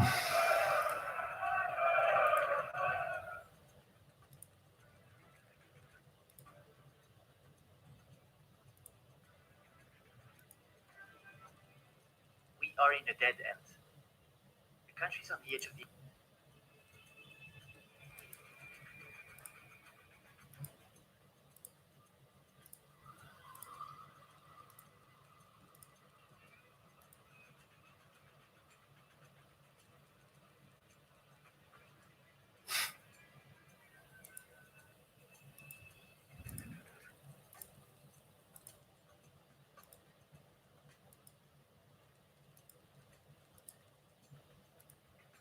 Do you wish to send in the army to disperse the demonstrators?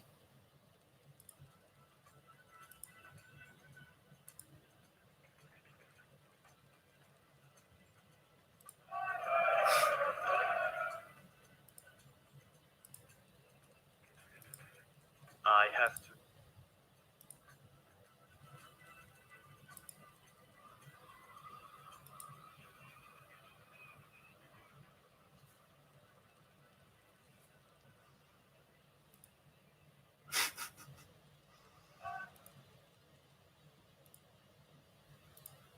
The budget deficit.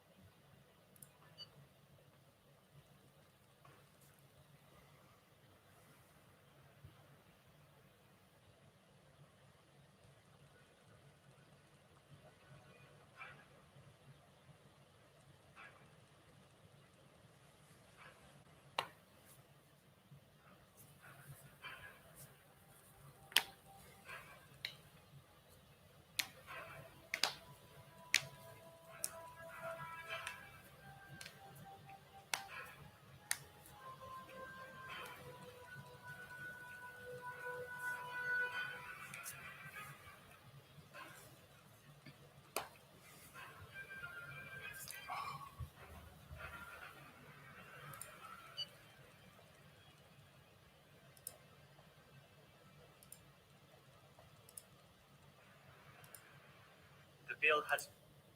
We are in a dead end. The country's.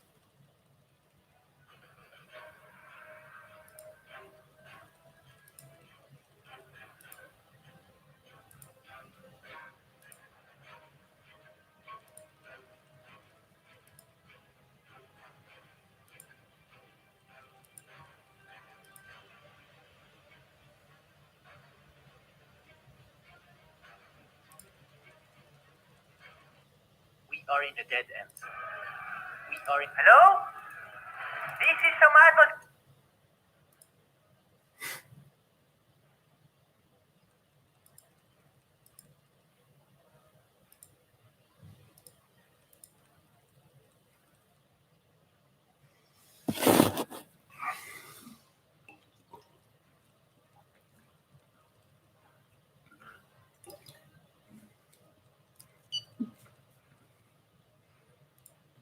The disturb.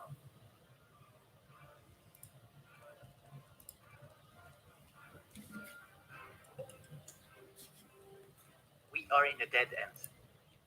We are in. We...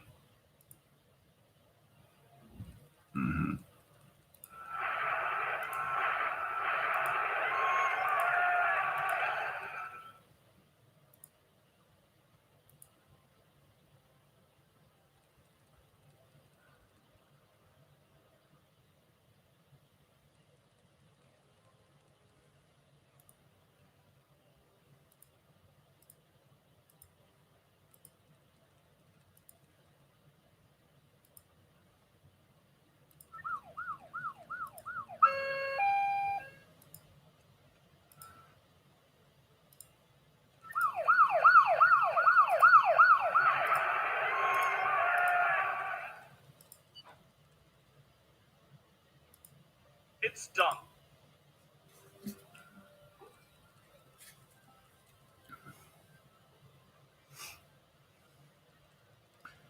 The police and the family lines are really having a day of it, huh? Seems like a date. Sure.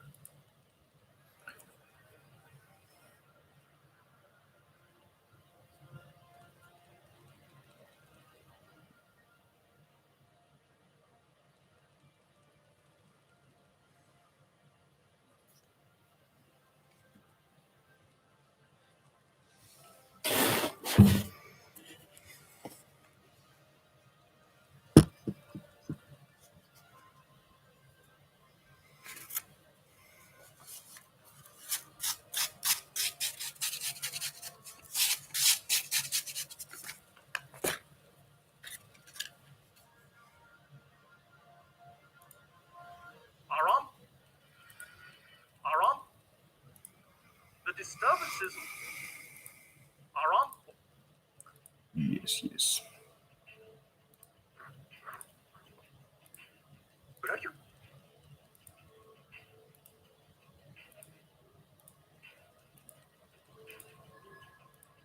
Aram?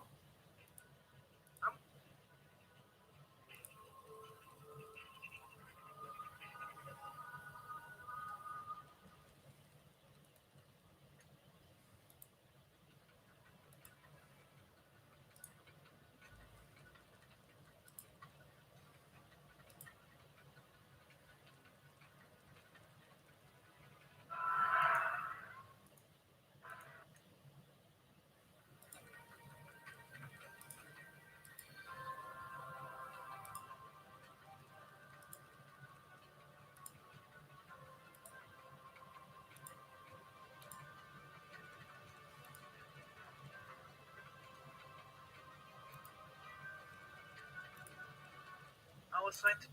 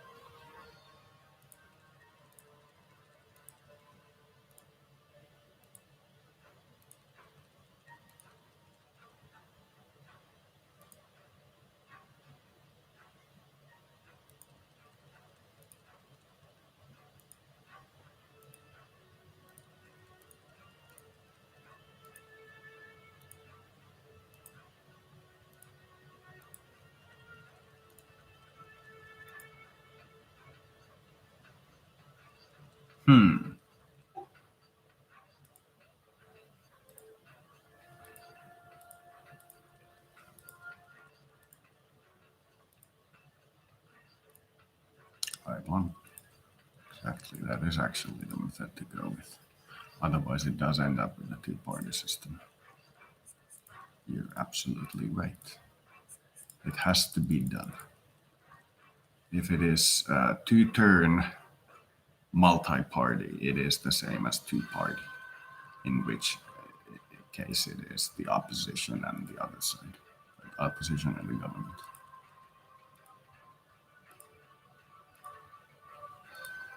Yes, yes.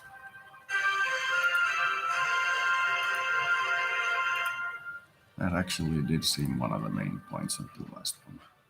The largest strike at the same time was police complaining that they don't have enough. Everybody else was aware.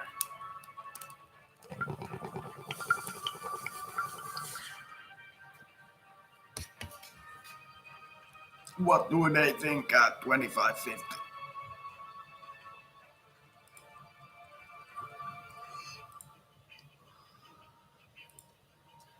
Unemployment is now officially too low.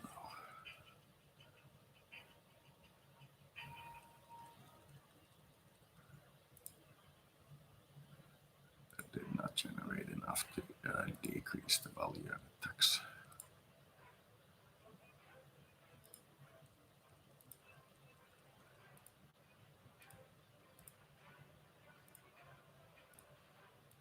We are asking for opinions, but we believe that 3% unemployment is what we should aim for. The bill has been. So we have heard. Therefore, as the best way to increase unemployment, we are increasing the corporate taxation. We will also increase industrial pollution tax. Now that you mention it.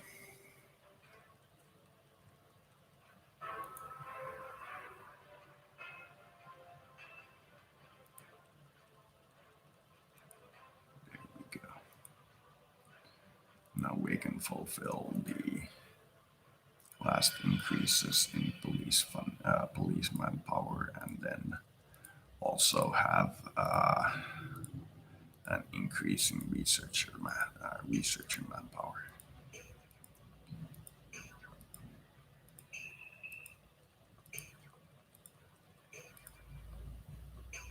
No. This one I understand very well. This particular riotous thing.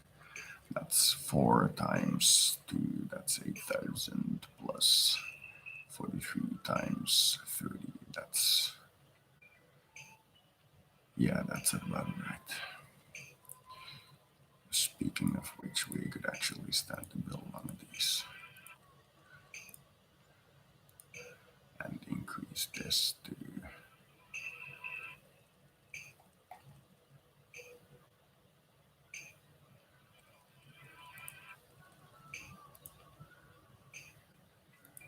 We are in a dead end. No, thank you.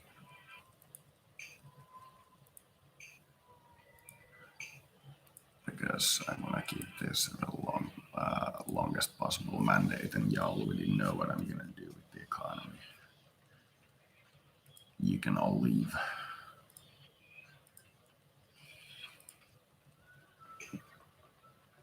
Why don't you report as an immigrant group?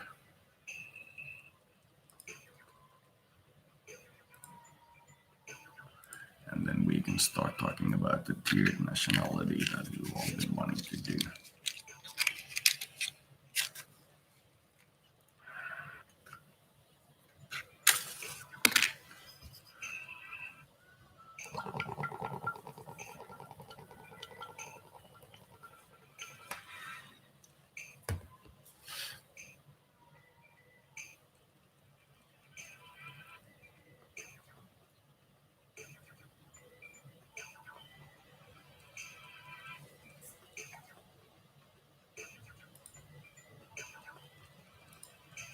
Do you wish to send?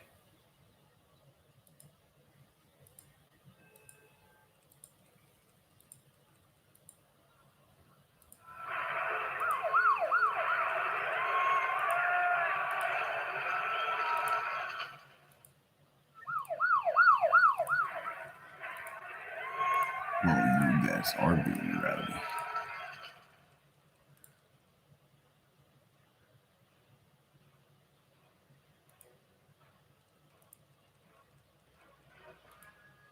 The veteran. It's done. Where are you?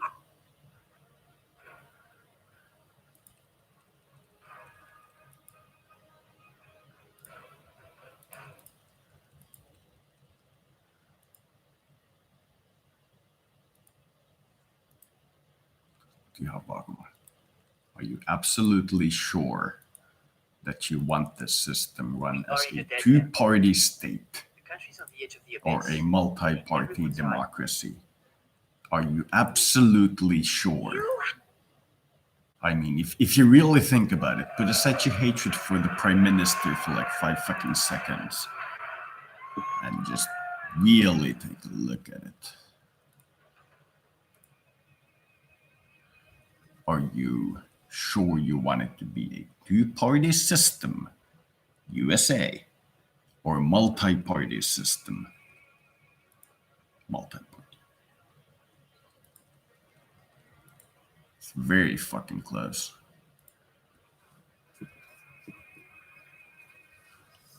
I'm just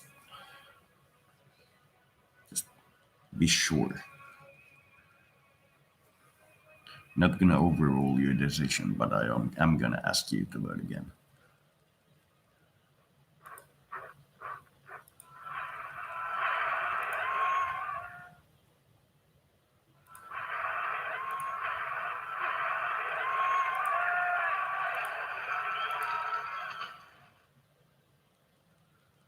Just be sure what you're saying.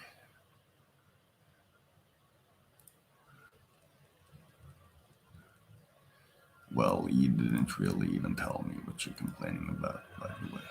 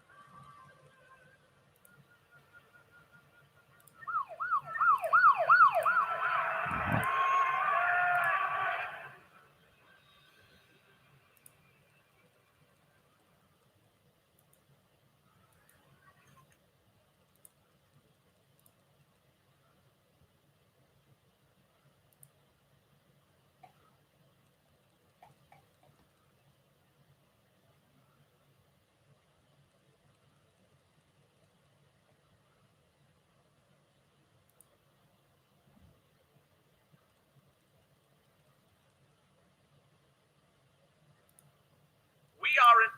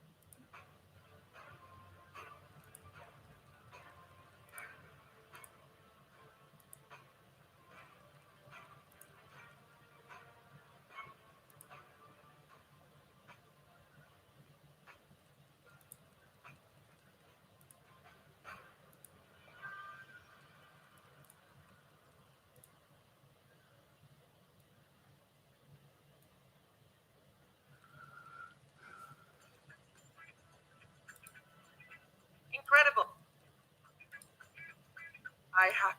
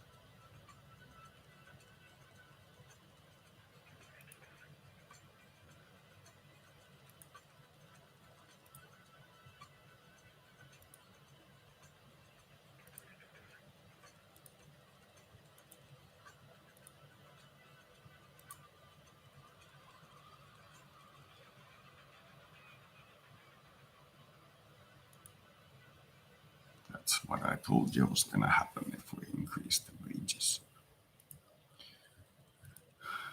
Because prices go up.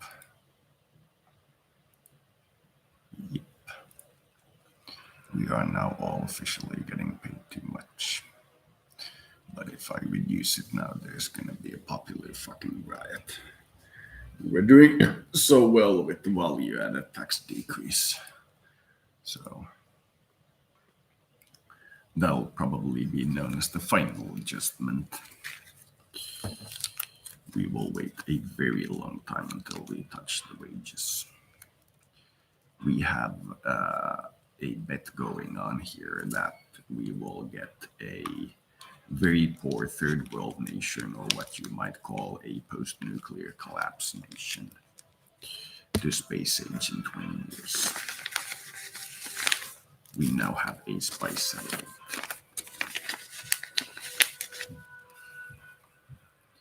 It is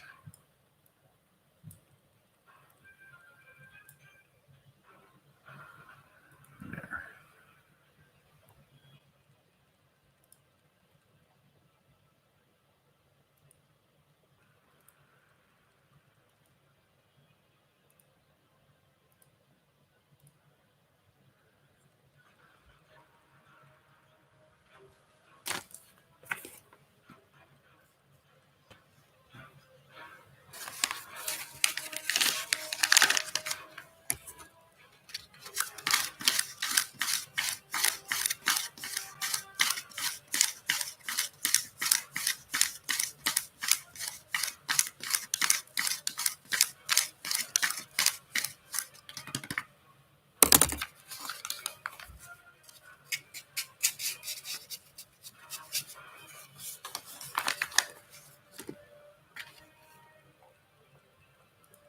We could create.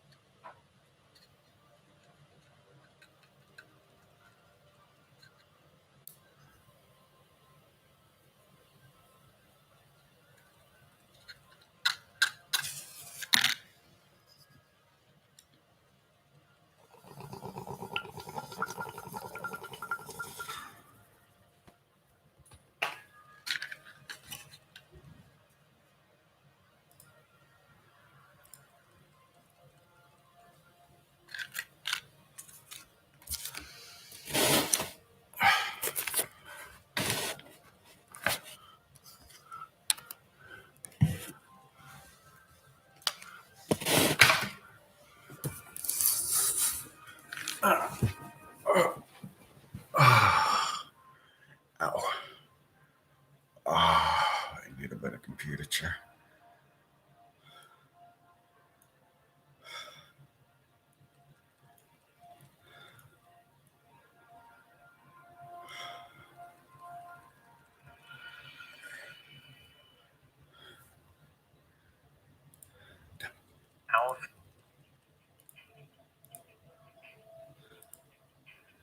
That was the result of the wage increase. Mostly.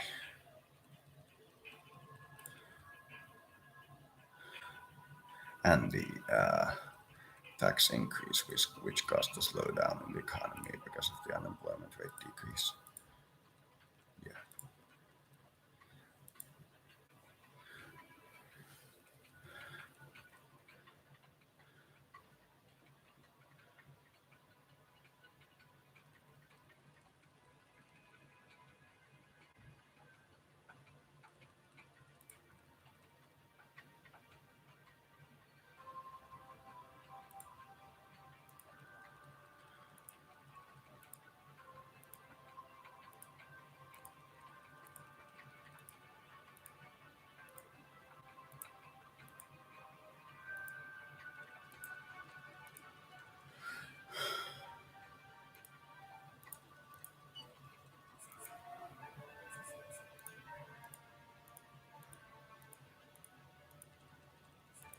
Good morning.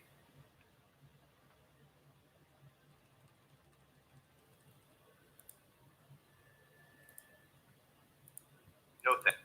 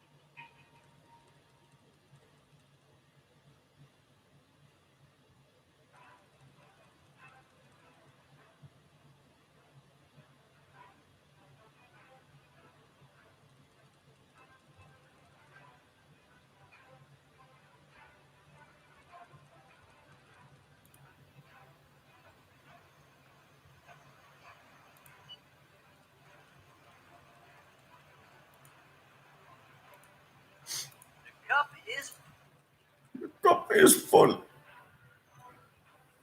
I agree completely.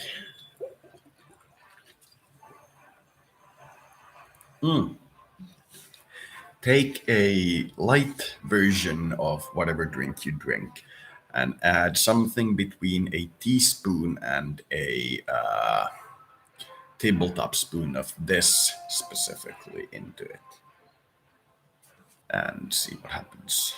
Document it in some fashion.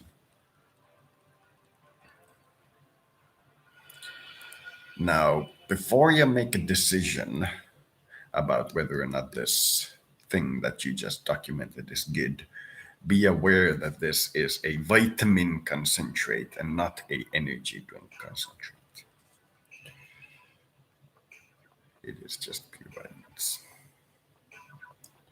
You will feel all kinds of ways.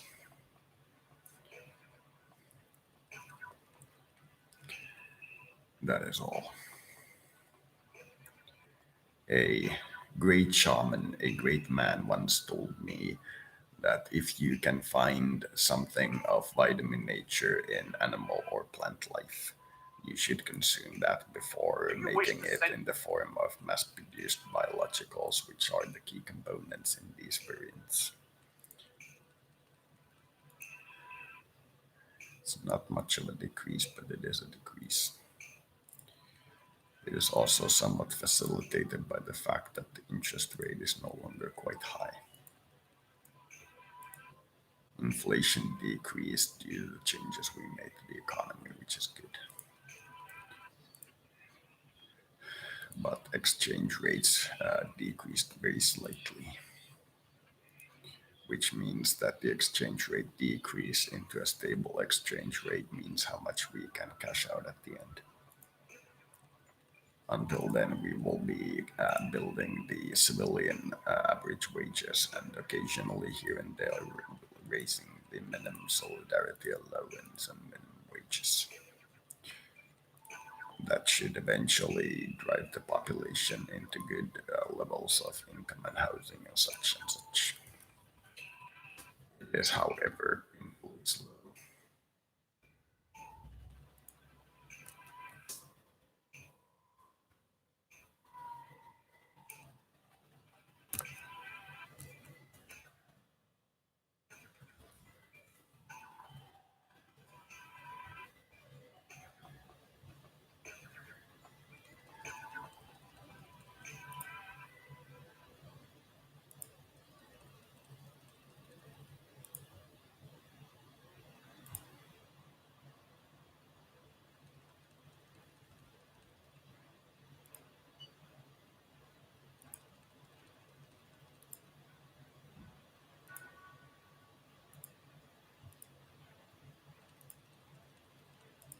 We are in a dead end.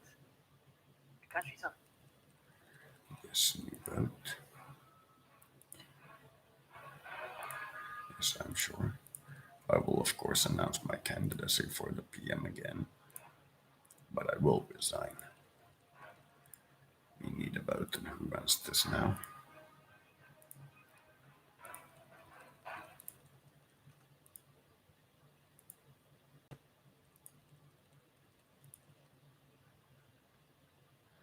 I will then cast my vote on what my particular group does by remaining in power in my particular group. Then there will be a period of instability. Then my military and social things report to me that things are good. In their opinion, nothing out of the ordinary is happening. And things are calm. Then there are the long-term issues. Then the meetings. At the time, there is slight difficulty in maintaining, but nothing serious by comparison to other times. And these guys are showing up. The increase in the allocation for And they are announcing that their primary worry is the military budget. I agree, it is very large. What should we do?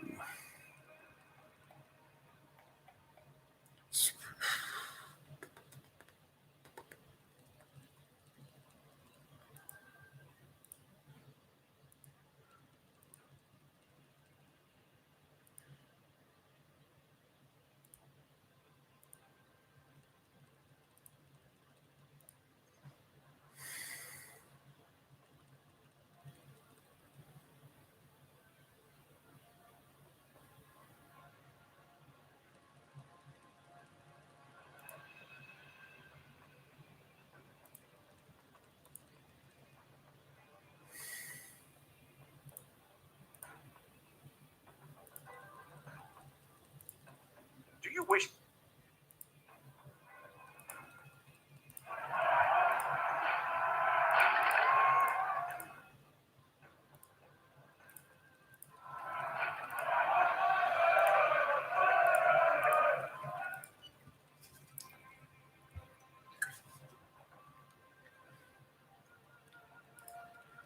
We are in a dead end. The country's on the edge of the abyss, and in everyone's eyes, you look.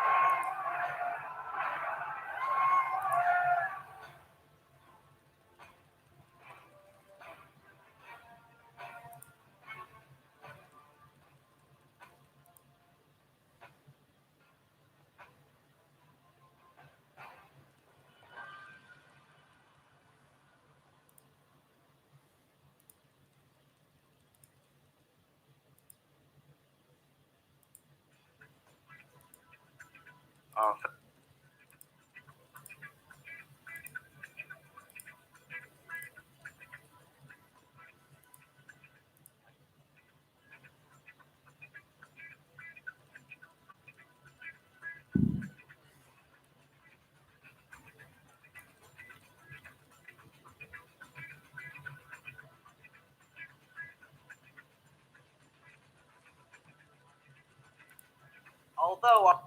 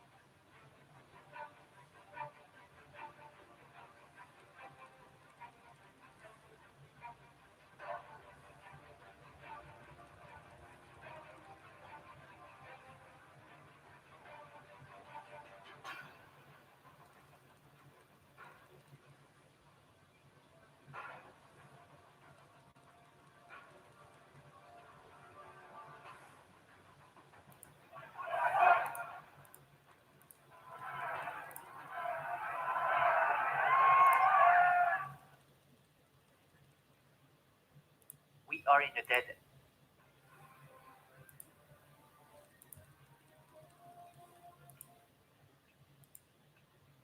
We are in a dead.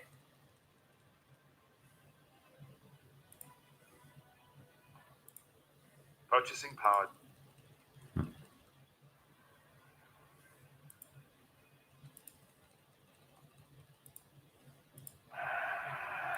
Hello, I I am at the central square. Here we are.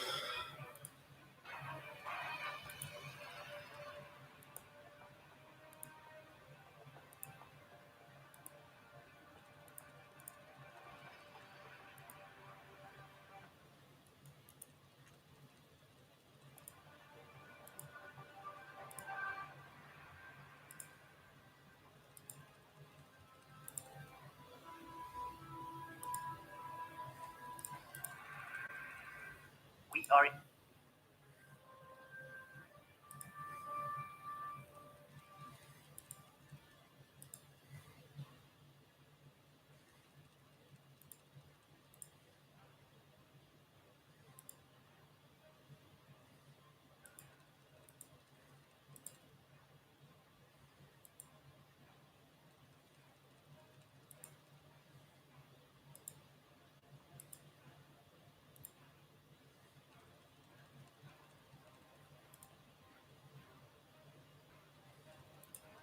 Where are you?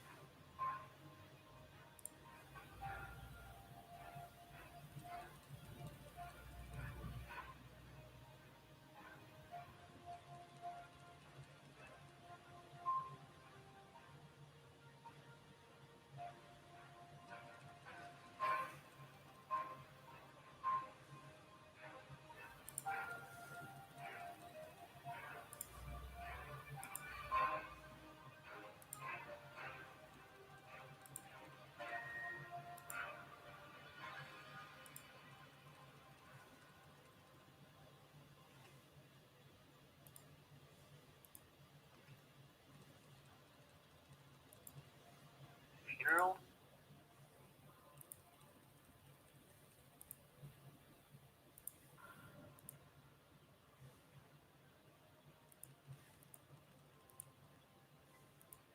We are in a dead end.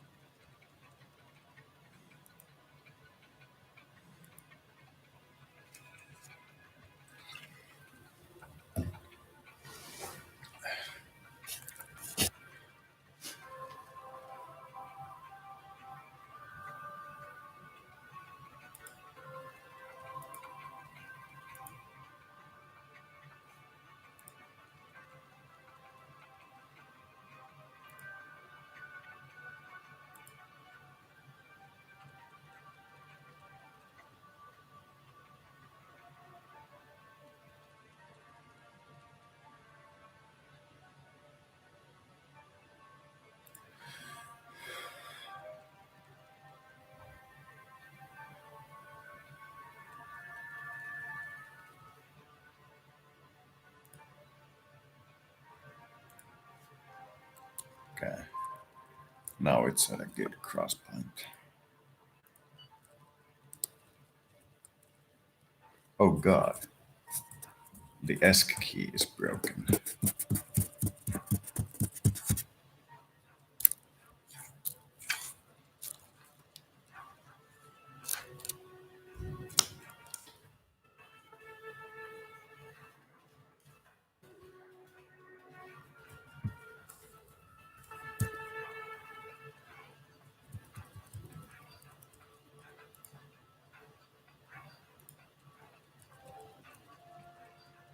Oh God. The ESC key is broken. I can't save this. Oh, ne korealainen! Oh.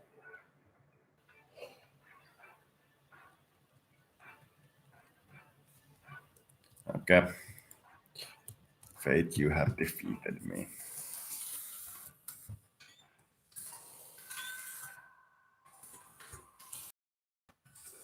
You have defeated me. This will not be a game. And I will go play XCOM, and it overheats the computer if I record it. So, thank you for watching my birthday stream.